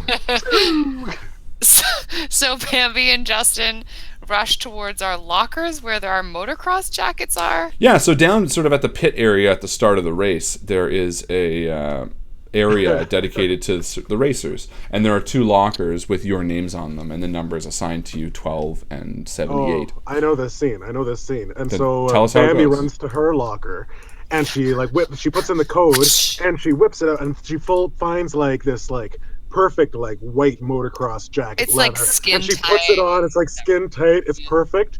And then it pans over to me, and I'm trying to put on the exact same size a jacket. And You have, my hair 45 pounds of chest hairs just billowing out of the front. You're trying to zip it up. It's like it's like getting caught in it. Oh, I wish they had a bigger size, baby. Oh, but you're looking smashing. You also look great. Can we go? Oh, don't I know it. Yeah. Let's go race some motocrosses. Let's do it. And the 2 of you see your motorbikes waiting for you at the start line, a gray one and a blue one. And there's like a horse, and then there's like a gray one, and then there's a car, and then there's the Mad Max car. Yeah, it's like a turtle. It's what's that? Wacky Races? Yeah. It's like Wacky Races. And you are ready. And as you're kind of motoring up to the start, Bambi, you give a side look, and you sort of recognize someone, and you see the bull, the Russian bad guy who's tracked you down from a few different missions. He's had you pretty close to death a few times, and as he sort of mounts up this bright red motorbike at the sidelines, he sort of just looks over at you. His one eye is like black, and he slaps down his visor and revs the engine as the green flag waves and the racers take off. Bambi kicks it into high gear. And all of a sudden the music starts up. It's like, and Justin stalls. Damn it! How do I? Damn it! It's what? And I'm just figuring it Cut out. back to the bull, like racing up behind you, and you're cutting pretty well off from the start, Bambi. And I feel like as soon as I realize that the bull is on my tail, I'm like taking maneuvers so that I'm like cutting him off from taking like the sharp turns, like leaning into like some really severe like angles. And he cuts up right behind you, and he's dancing to try to pass you, and you sort of are looking over your shoulder and getting in front of him when he's coming around you, and he's trying to pick the outside and pick the inside, and as you're sort of trying to maneuver, Justin, you're still at the start. Blasted! I guess Bambi's gonna have to do her best. And I step off the motocross, and my dangling USB cord catches on the ignition handle, and I go to walk away, and I pull on it, and it locks into gear, and then the motocross does a wheelie, and it goes. And I'm like, oh. What is? And you get slapped onto the back of the motocross, and you zip off behind them, sort of in last place, as Bambi and the bull are sort of. That's an album title right there. Bull. And you guys are like dancing back and forth, and as you're trying to distract, the bull is getting really close up to you, Bambi, and he starts bumping your back tire, which is like causing you to jump up a bit. And yeah, she's trying to recover as best she can, but it's not working. So she's got her beret on, and she like powers up one of the sides of her reverse atom polarizer, and it the goggles fall down in front of her eyes, and the kind of the like holographic display that was keeping it from being recognized as a piece of high tech science spy equipment. It's now revealed. But because he's behind you, you can't get quite a shot at him. No, so she's like ready, that she's like got one hand on the side of her helmet, and she's got one hand on the throttle of the motorbike. And unfortunately, this causes her to get like a little bit kind of off balance, and her wheel is wobbling, and the bull pulls up like beside her and like spins his tire a little bit so that like his back wheel hits my back wheel just a little bit, and I end up going flat into the into some alleyway, and like trash bins go everywhere. Yeah, and he cuts off with you as he starts trailing the two of you, and you're off the race as Justin zooms by the alleyway, and Justin, you're making actually really good time. Weaving in and out by accident. You're like, your arms are like flailing off the bike. You're like Mr. Magooing it, where you're like every little right hand, like you're just turning at the right time. You're like dogging around, the guys are all like looking at you crazy. And then I go by, I'm like screaming help, and then I go by this one like beautiful babe in a bikini, and I'm like, oh hey baby, how's it going? And as the bike spins past one of the top, you sort of flip back on it, and you're sort of in it like, ooh, you're not even wearing a helmet. You're already taking it off. You're just like wearing your suit. My hair is like back like this. My eyebrow one is up here because it's a fake. And you see the number 32 about 2 bikes ahead of you. Oh. And I speed up even faster. And Do you manage to get back up on your bike? Yeah. I kind of. Like hand over hand on like the cable that you were given. Yeah. There was kind of like a bump, and like I got knocked up, and I landed on the seat, and I was like, whoa! And then I realized last second that I should grab the handlebars, and I grab, and I'm going, and I know one trick from when my great uncle Powers was still alive. He had me on his knee once. And he said, "Justin, if you're ever in a motocross race, take the inside track." And those were his last words. And as that flashes through your brain, you see them sort of move out a little bit, and you zip right in close to the track. So close, so there's only the tiniest little area, but you're getting right up next to it. And give me a roll. All right. This is going to be all luck. Do I get one or two, or what? You know how this works. Describe as much as you want, and we'll see how many we can get away with. Oh, okay. So we're getting close to the finish line? No, this is you trying to get past the guy that's blocking you from 32. Okay. Oh, the guy that's blocking me from 32. Oh, okay. Yeah. So I get up close to the guy, and it's like a big, fat guy. And he's like, he looks over at me, and he's like, oh, and he's got like spikes on his tires, and he goes over to like hit the spikes on my wheel. I'm like, oh, and I try to veer back, and I'm just trying to avoid him. And he's like, and then it turns back to me, and I give him one of these. I bat my eyelashes at him, and then I blow him a kiss. He's like, making him feel feelings. And I mouth. Well, and he goes, what is that? And he like, and just kind of breaks a little bit. Wait, what was it that you were mouthing though? Mouth. Okay, yeah, put it on me. Okay. I mouth. No, but what if we turn this into a podcast? He's saying you're so beautiful. Oh, you're beautiful. Oh, okay. And who couldn't what is see it? that? I say you're beautiful, and so I'm using all of my mojo and charm to let this guy let me go. Give me a roll. Give me 2 or 3, however many you want. I'll do 3. Sure. But it's charm too, so it doesn't really matter. Oh, I rolled a 1, baby. Yeah. I whip past the guy, and he slows down, and he stops as other drivers go past him, and he's just got. Aww. He just wanted to be loved.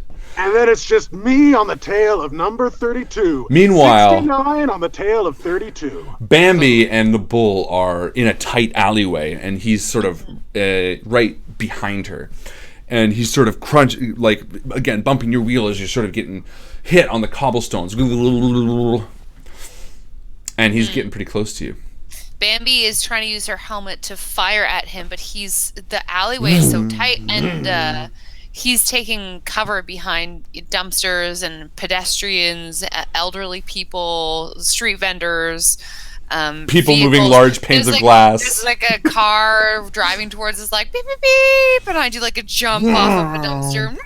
Yeah, and actually the bull sees this opportunity, and he uses sort of like a ramp not next to it, and he revs up, and he uses the ramp next to the alley, and he right over top of you, and he lands in front of you, thinking that he's sort of got the drop on you, and you can see him reach the gun out from him, and he turns around. As he turns his motorcycle sideways, yeah, and gets to stop in front of me, Bambi puts her head to the side and pshoo, pshoo, fires a couple of well-placed rays and the first one bathes him in anti-red, which would be what, I don't know, green or something? Well, just like reverse whatever, yeah. And green. for a second you see the bull like totally shocked. He's like, oh! And then the second one disintegrates him to a sea of pixels, just as you soar through the pixels as they sort of stir like confetti in the wind, and then right into a pane of glass, and then a cart of watermelons, and then a baby carriage just out of the way. And then there's like a whole bunch of pillows and like feathers go everywhere. And then through a fountain. and then through a fountain, which is like, psh, and the water sprays up. But she like makes a hard right up another alleyway and ends up on the tail of the motocross race. She looks around. She doesn't see Justin Powers anymore. But she's like, I gotta finish this. I gotta do my job. And she starts revving up towards the back of the pack. In like the highest of stilettos too. You're like doing all this in like it's like most. A 5-foot heel. Yeah, and it's just connected to like the whole suit's one piece. No, a 5-foot heel. It's like this much. You're just a 10-foot tall person. Hey guys. That's how I do motocross. And you rev up, and as you get back on the track, you like cut through like a partition because you like go on the back of like a truck that's got its like thing down, and you're like into the motocross. So motocross is like, I don't know, kind of like Toad's Turnpike, or there's like just traffic on the road. Also, this one is. This is ain't your mama's Turnpike or motocross, that's right. And Justin, you're coming up on 32 and you see him sort of turn around and he sort of sees you from the corner of his eye and he looks back up and revs a little bit, and you're pretty close to Lao King. Oh, that's a good move, number 32. And I do the same, and I rev up. And you come right up next to Lao King, and he's sort of looking over at you, and he starts bashing you a little bit. Just like before. But then he bashes me once, and I actually lose control a little bit, and I get caught behind. Yeah. And that's when I see the finish line is only about 100 meters away. And you see nothing is going to disturb his concentration. The thing you see about Lao King is that there is nothing that will make him flinch, and it's all about distracting him for the briefest of seconds. And you search your mind for a way to distract him just for the briefest of seconds. And I come up with an idea, and I stick my hand into my front pocket, and I pull out the Sneasel gun. And I'm about to, and I shoot it at myself.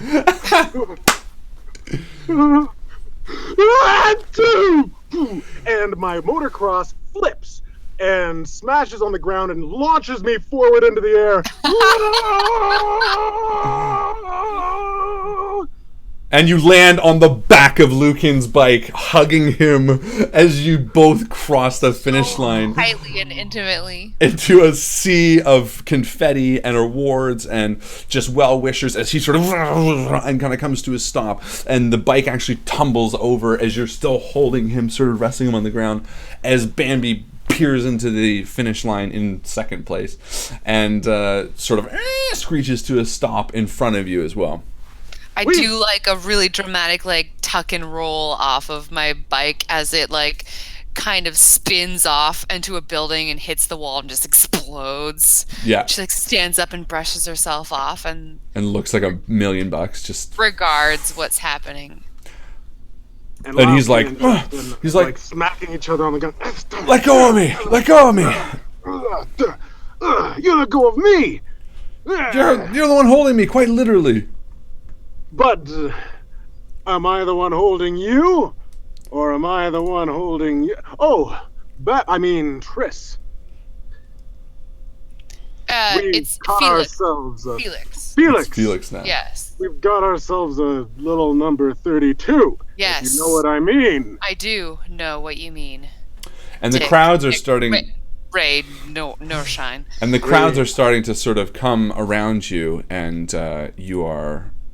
being surrounded by people as Liu King is sort of trying to stand up and push his way through the crowd. Lao, listen to us. It's very important that you come with us. We've been sent here to protect you. I thought we were sent to kill him. Protect. There's a Russian agent called the Red Bull.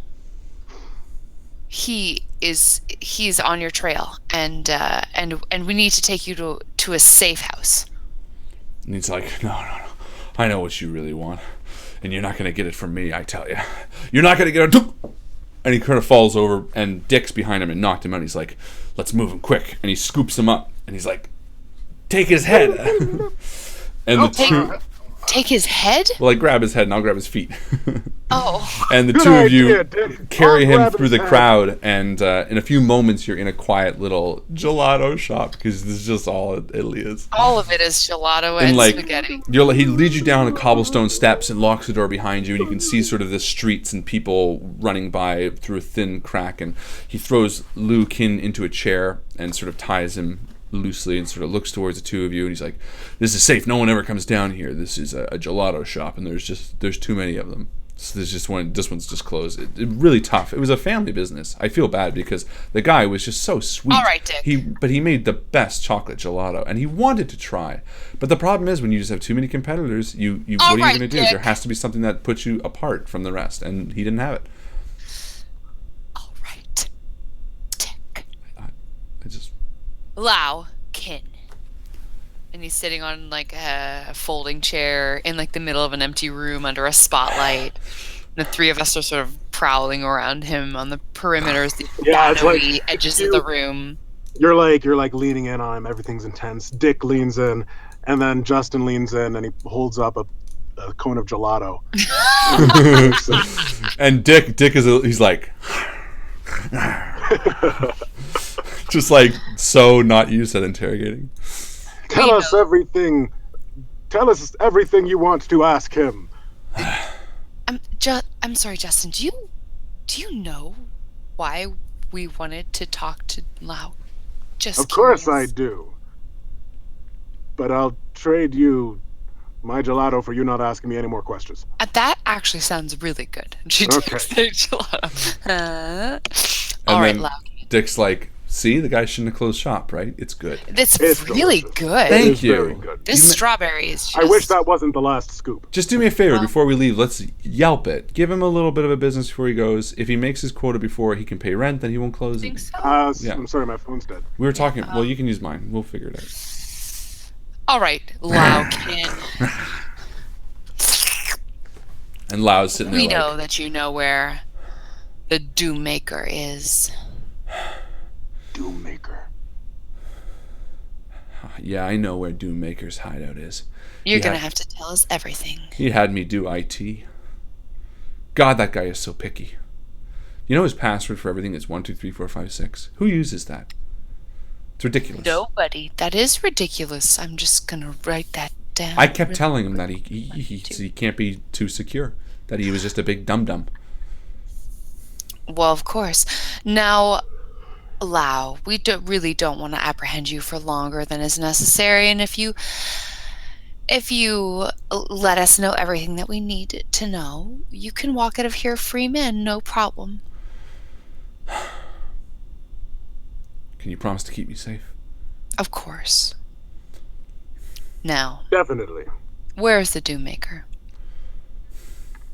Doommaker lives in a volcano lair on an island. The location is in my phone. And he sort of like shuffles it out of his pocket and it falls to the ground. And he's like, okay, put in my password. It's 1, 2, 3, 4, 5, 6, 7. And he unlocks it. And he does it all with his phone as you're like holding it in front of him. He's like, Google Maps. He's like, and he puts With in his the nose? coordinates. Yeah, puts in the coordinates. And he's like, search. He's like, that island. That's the location of Doommaker. Listen, you have to promise me that you will keep me safe. Why are you so worried about being unsafe? And as you say that, you feel a prick in your neck. And Justin, you feel the same.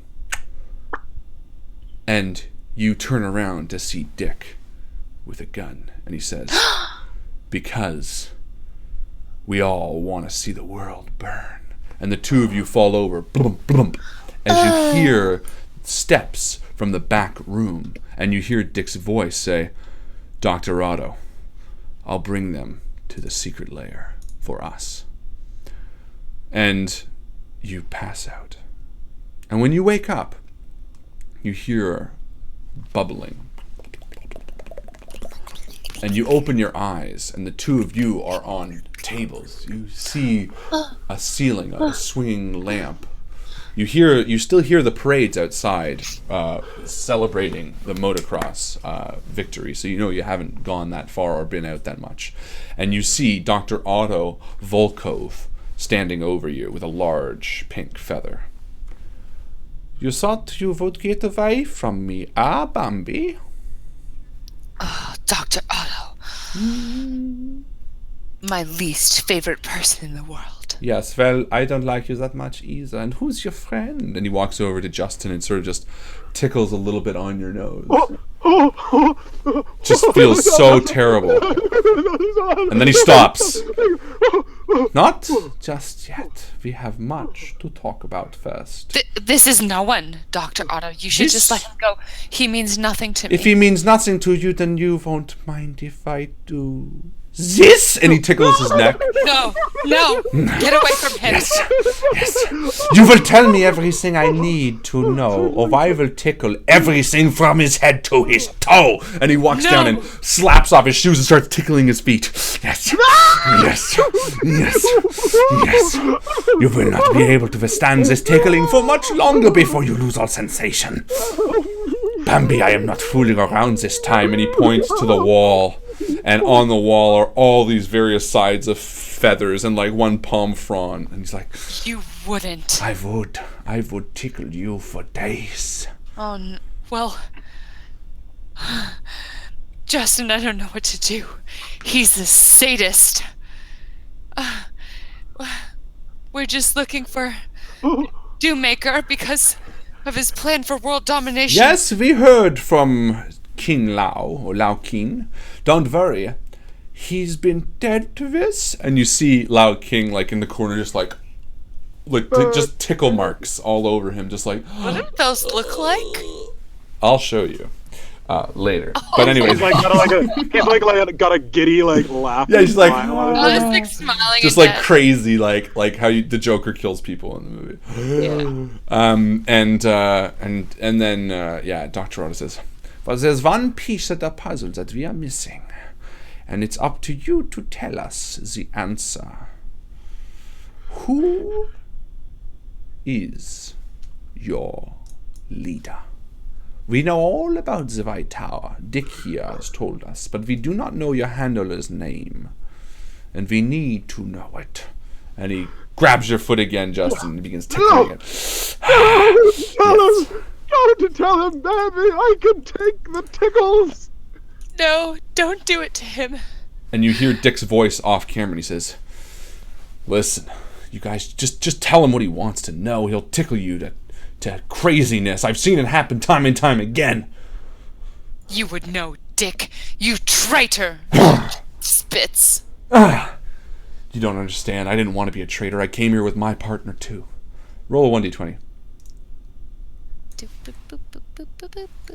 sounds like the intro to a song. Roll a 15. 1d20. My putty 20. 15. I came here with my partner as well, Claudia Merlot. But she went missing.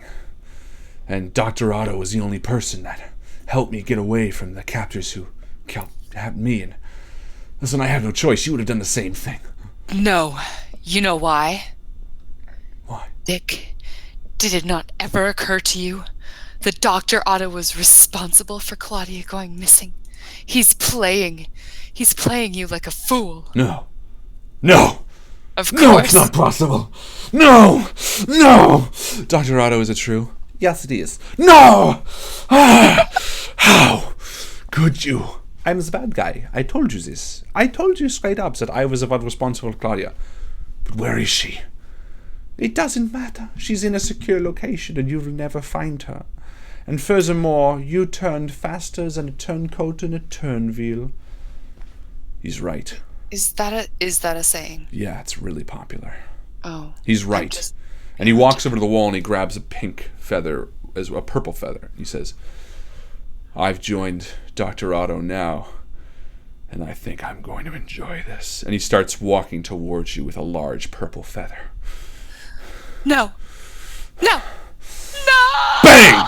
You hear the gunshot ring out in the basement, and the dribble of blood from Dick's head as he falls over. Bloom, bloom. And Dr. Otto looks up towards the door. No. Bang! Again, the dribble drips down and falls to the floor. And you hear the clicking of heels across the floor. And in a streak of light coming from the window, you see Claudia Merlot alive, Dirt on her face, mud under her fingernails, the gun smoking from her fingertips. She slides it back into her holster and begins unbuckling the two of you. Claudia? Yeah. But Dick said... Dick is full of shit. We What were are you doing? children. The dick is full of shit. No. He sold me out the minute he could. I heard it all from the next room when Otto tied me up. I've spent the last 2 weeks trying to gnaw my way out of my braces, and I succeeded. She smiles. Bits of strand all No through. teeth. It's like all gone and bloody and cracked. She says, but I also know who's responsible for all of this. For this Dick and this Otto. And it's Doommaker. And I'm ready to help. We're going there now, just as soon as... Well, Laukin already gave us the location. Claudia, are you ready to travel? Just give me 1 second. And as she turns around, there's like a montage of her like undoing her long blonde Like a hair Sailor Moon, and like transformation. and zipping up her tight like leather double-breasted jacket and like washing her nails. And she turns around again and she's like this femme fatale. Her teeth are back. Her teeth are back into full form, and she walks over to you and helps you up, Justin. Oh, fantastic. Oh. I don't think we've had the pleasure. This is Justin Powers, my associate. Pleased to make your acquaintance, lady. The pleasure is all yours. And she brushes past you, and you smell the smell of her hair, which in this case is just rat urine. And a rat urine. And, Oh, boy. and shavings. And Merlot. And Merlot! She just constantly smells like wine. And she leads you out of the secret lair, which is sort of like an underground of a cathedral in Italy for some reason. And she steps up to the street and says, we now know where Doommaker's Island is, but how the hell are we going to get there? Well... is that gun malfunction? You need to put that on safety. You need to No, put that away. it's the allergies. There's something on the wind. Oh, and quite a breeze at that. Oh my goodness, it's just about knocking those hand gliders off. Oh. Oh, that gives me an idea. Yes, the thing that's causing this air is that giant blimp. Let's get on the blimp. Let's take the hand gliders up to the blimp. That is the perfect scenario. And you use the blimp lift to bring the hang gliders up to the blimp. And no, there's actually a large building, like a 10-story building that has like a lit thing, and it's like free blimp rides today. And the guy's like, well, hello there, welcome to the blimp. It's recreated from the one that blew up. Yes, thank you very much. Really appreciate it. We Yeah. just need a free blimp ride. Would you like a free blimp ride? You just have to answer one question. Do you think you know it?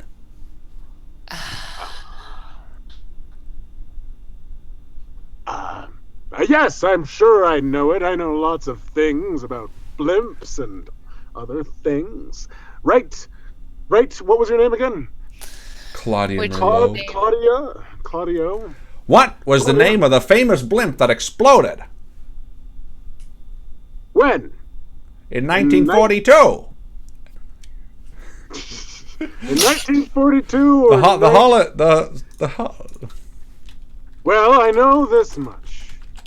When I was but a young boy, barely higher than my great-great-great-grandparents' knee parts, my great-great-great-great-grandfather told me about... It's the Hindenburg. It's the Hindenburg. Yes, head on, good job. It's like written on the side of the blimp above you too. It's like Hindenburg 2. Hindenburg experience. Giant blimp explosion problem. It's Hindenburg 2. That's what this is called. And you Awesome. enter the beautiful blimp, and there's sort of this nice seating area, and like people. It's like fine dining sort of. And there's In a blimp? yeah. Haven't you seen Last Crusade? No. No ticket. Fuck, I want to watch that now. Anyway, and then he sets you in, and the gangway is lifted, if that's what it is, and the blimp starts taking off. And the three of you get a comfortable seat, and the waiter comes by. Can I take your order? Of course. We would like one order of we will control where this blimp goes from now on. And would you like that with the salad or fries? With the fries, please. And he I'd walks like away. an order of fake mustache, Frenchman. And you pull it off, and it is a fake mustache. He's like, alopecia. You are very rude.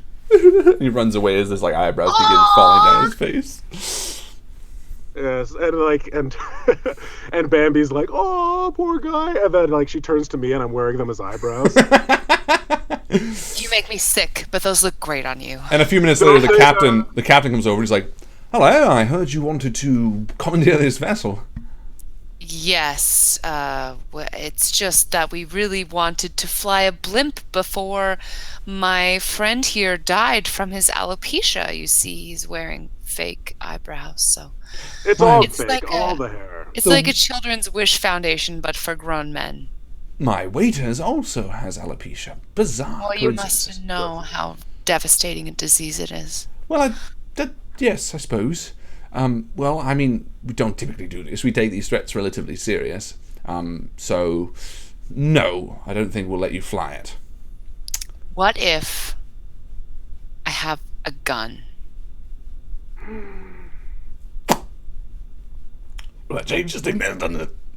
Of course. I suggest you sit down right here, and I'll sit where you were sitting, which is the captain's seat, and you just enjoy the fries that I ordered, and we'll give you the blimp back in about 3 hours. How does that sound? Sounds okay. Like a good deal. I would take it if I were you. It's and you know what? Just enjoy. Just pretend that you're behind the wheel you're not behind the wheel for once, you know? I can still pretend I'm behind the wheel. You can pretend you're behind the wheel if you I like. don't want to die. You won't die, I promise. Promise? Well, probably not. And Bambi stands up and strides towards the front of the blimp. And he sits down, he Come picks up on, a plate. Justin. And he picks up a plate, he's like, I'm still driving! As you walk to the front of the blimp. Yes, you're still driving.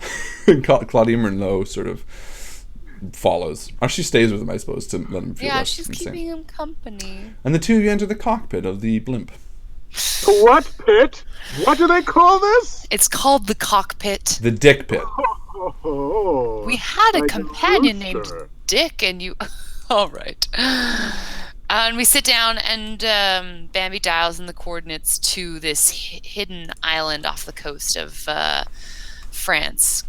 And Conveniently, it's a short fly away. Short fly.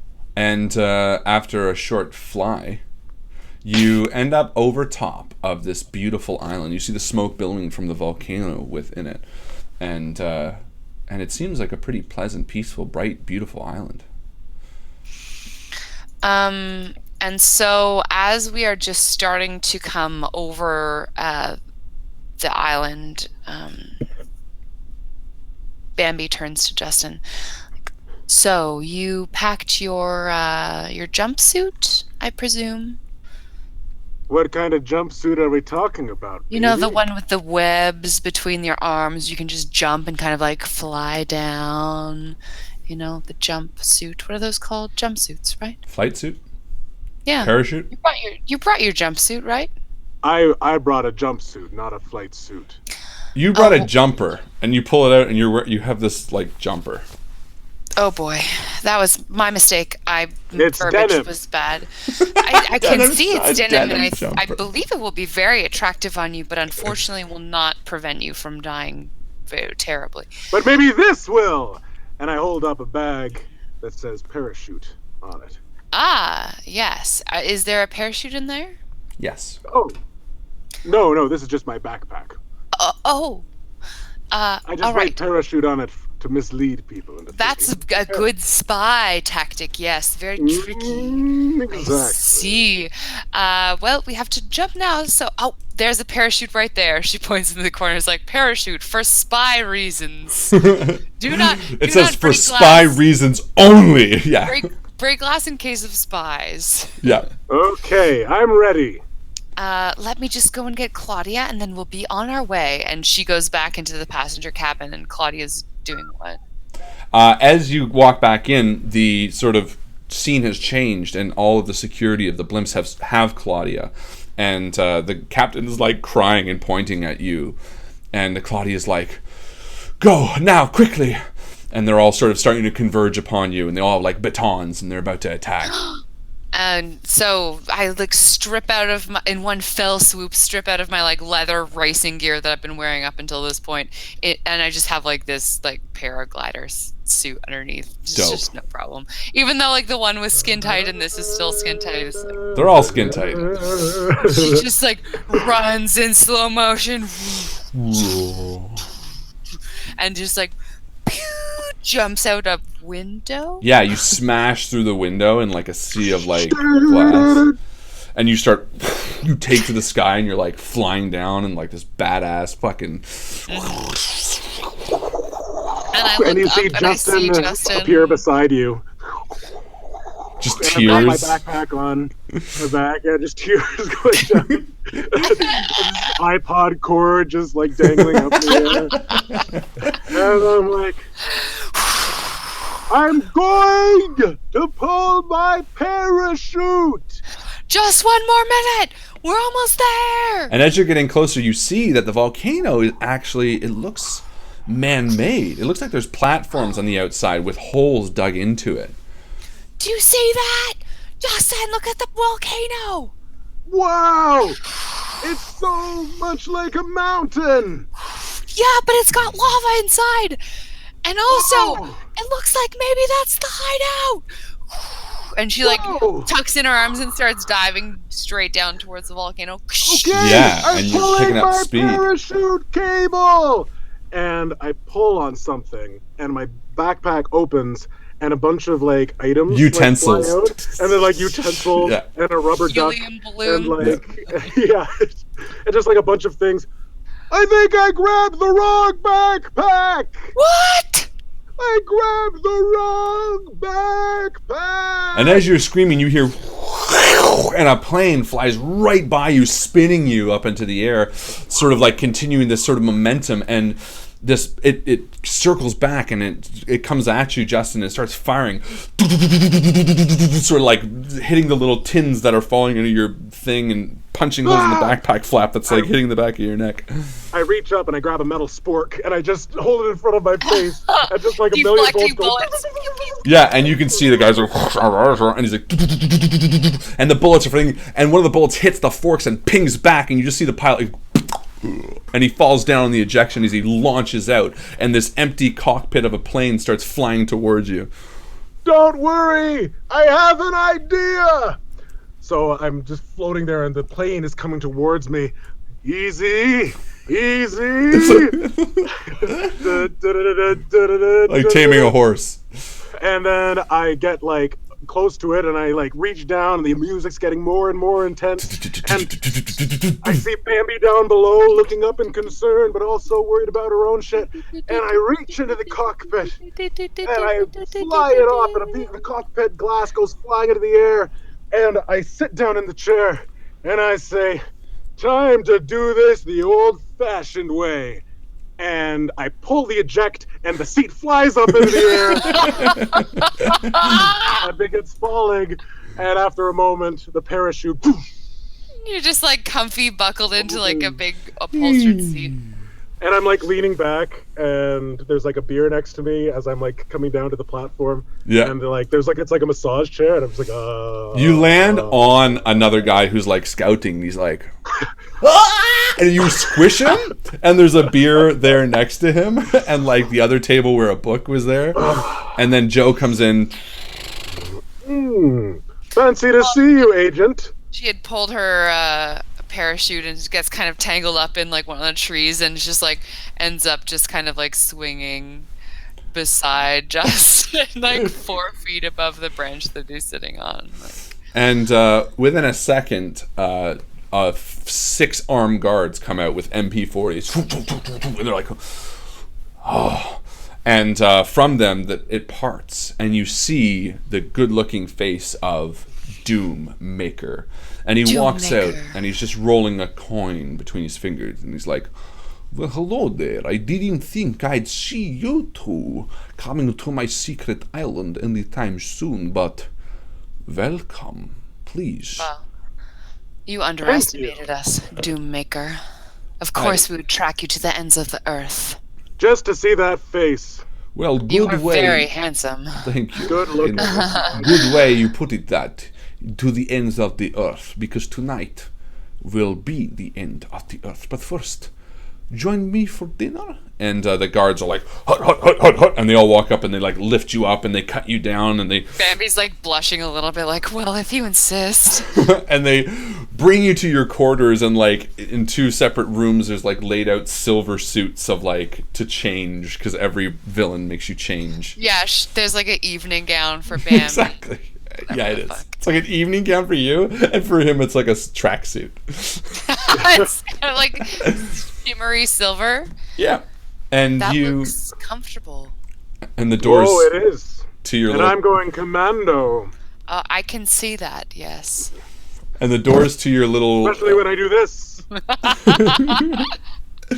to your little booths open, and 2 guards sort of start leading you out towards a large dining room. And as you enter it, you see this really cute dog curled up in front of the fire, and Doommaker's like, "Oh, come." He's like, "Come say hi to my little friend here. His name is Fido." And this little dog comes up and just nuzzles on your lap as you bend down to pet it, Bambi. Oh, boo, boo, boo. Hello, Fido. And he says, "You can leave us now, guards. This dinner will be fine." And the guards leave and the door's shut. He's like, "Perfect, I'm going to drop that accent. I try to manipulate the Russian people here because they respect a leader with the same accent. But truthfully, it bores me to no end. Please, have a seat, have a drink. Would you like anything to drink?" I would like Earl Grey tea with a lot of bourbon in it. Wonderful, done. And yourself? I'll have a martini. Shaken, not stirred, but shaken in a cement mixer and thrown around and tossed into the air 462 times and then stirred with the tongue of an ape. And then I'd like it filtered through a pair of ladies' underpants. Wonderful. And he says, "I'll have the same." And he walks over and begins making it. And he pulls the tongue down from the ceiling. Ladies' underpants. And he just takes off his own underpants and pours it through them. Puts them back on. There you go. Hands it to himself and says, "To us." And he toasts the 3 of you. Toast. And like, yeah, okay. Now listen, I understand the name that your little organization has given me. I understand the penchant for creativity the White Tower Society has. But please, understand what I'm doing here. Let me show you. And he walks over to a large computer terminal and types in his password, and the screen lights up, and he says, "Do you see these? These are plagues upon the world. They must be destroyed, and everything along with them must be destroyed, and the world can be rewritten." And on the screen you see Facebook, Instagram, YouTube, MySpace, The Invictus stream. Yelp, the Invictus stream, all the social networks, the big ones that are here. Don't you see? I'm developing a virus to wipe all of these off the face of the earth. No more ability to talk with people online. You'll have to call them, ring their doorbells, visit them.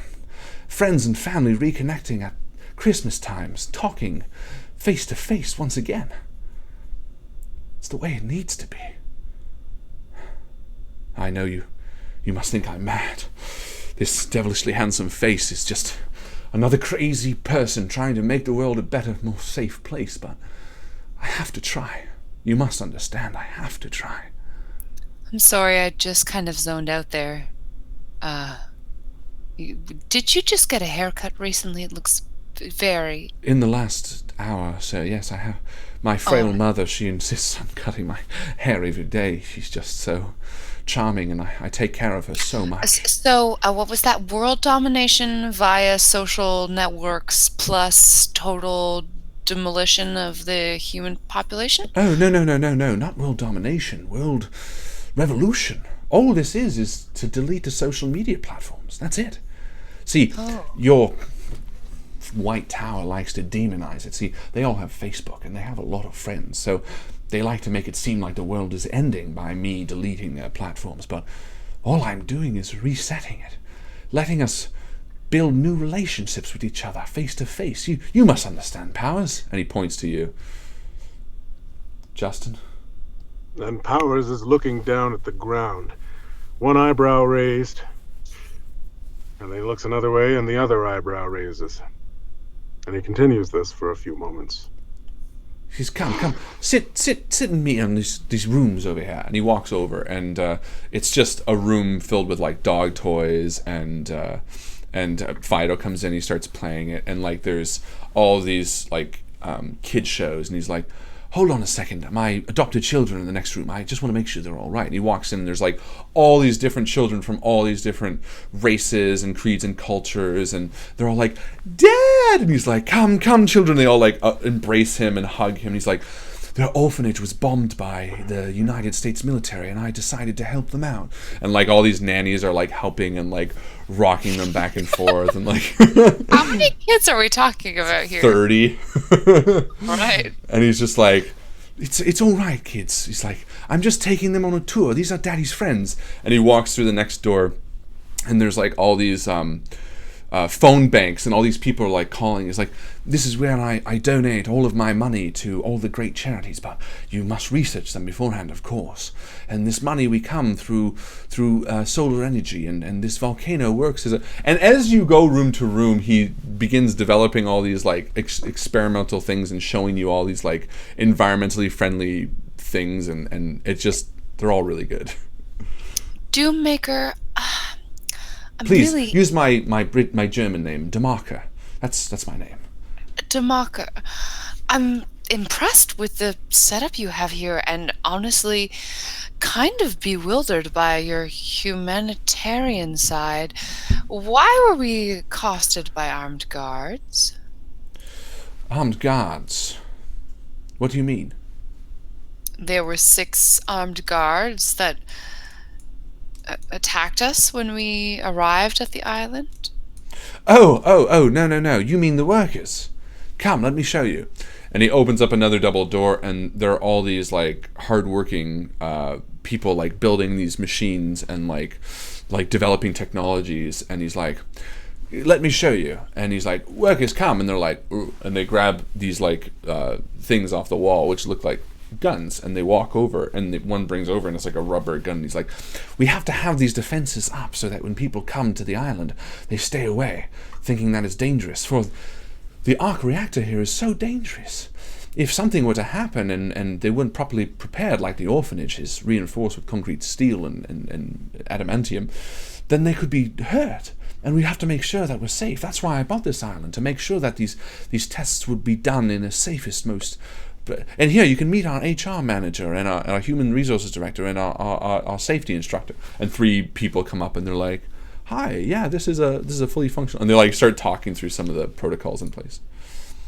And then eventually he leads us back to the sitting room, the drawing room, yes.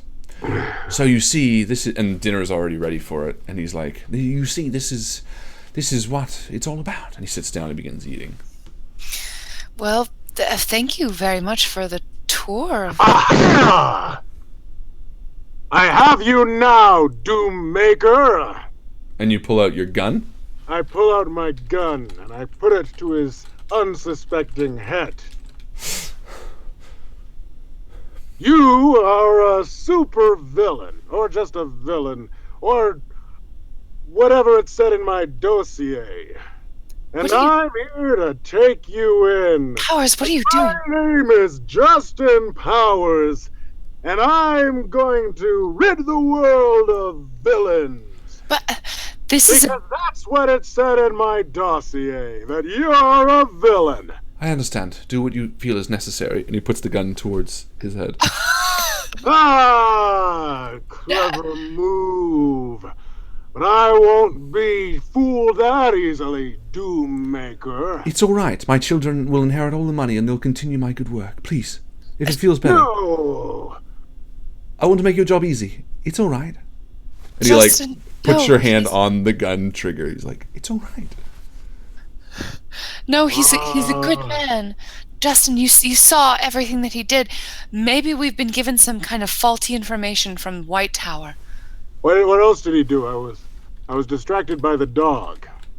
Well, he has many orphans and like a really good management structure in terms of... Yeah. I will say, I mean, if you need a reason, I can't imagine this would be so disconcerting, but I do enjoy pineapple on pizza. I was an orphan. When I was a young boy and I start talking, I go into this long, elaborate story about when I was once an orphan. And I'm waving the gun around and saying, blah, blah, blah, oh, and blah, blah, blah, blah. And I start getting really into it, and I clench my fist, but forget I'm holding the gun. And it triggers. And it shoots up and ricochets around the room. And eventually, it hits a pipe. Ding! Well, good thing that's not a important. And it begins spraying like mist and fog. And then the klaxon goes on and red lights. He's like, it's all right, I can save it. I'll use my body. And he runs over the hot steaming pipe, and his hands are like fusing to the metal as he's screaming. He's like, leave the room. It's all right. And he like throws his body on it, just like holding it. He's like, if I can save 2 people. And you can see the like glowing in his stomach as it's like being eviscerated from the inside. And he's like, please take my private jet. It's on the top of the structure. There's the keys. And he throws them to you. And he's like, come on, Justin. And as we're running through the facility, you're a brave man. Bambi but you're and Justin, also very handsome. Sorry, what were you saying, Bambi? You're so handsome. We'll always remember how handsome you are. And the two of you. Come on, Justin. We're like gathering up all the orphans and all the dogs and every worker that's being paid very fairly. And you help. And then coming out of the room, you see John C. Reilly with 2 mechanical hands like, hey guys, I got my hands back. Let's go. And he starts following you with his like robot hands. And the HR department. And everybody. All the servers and everyone.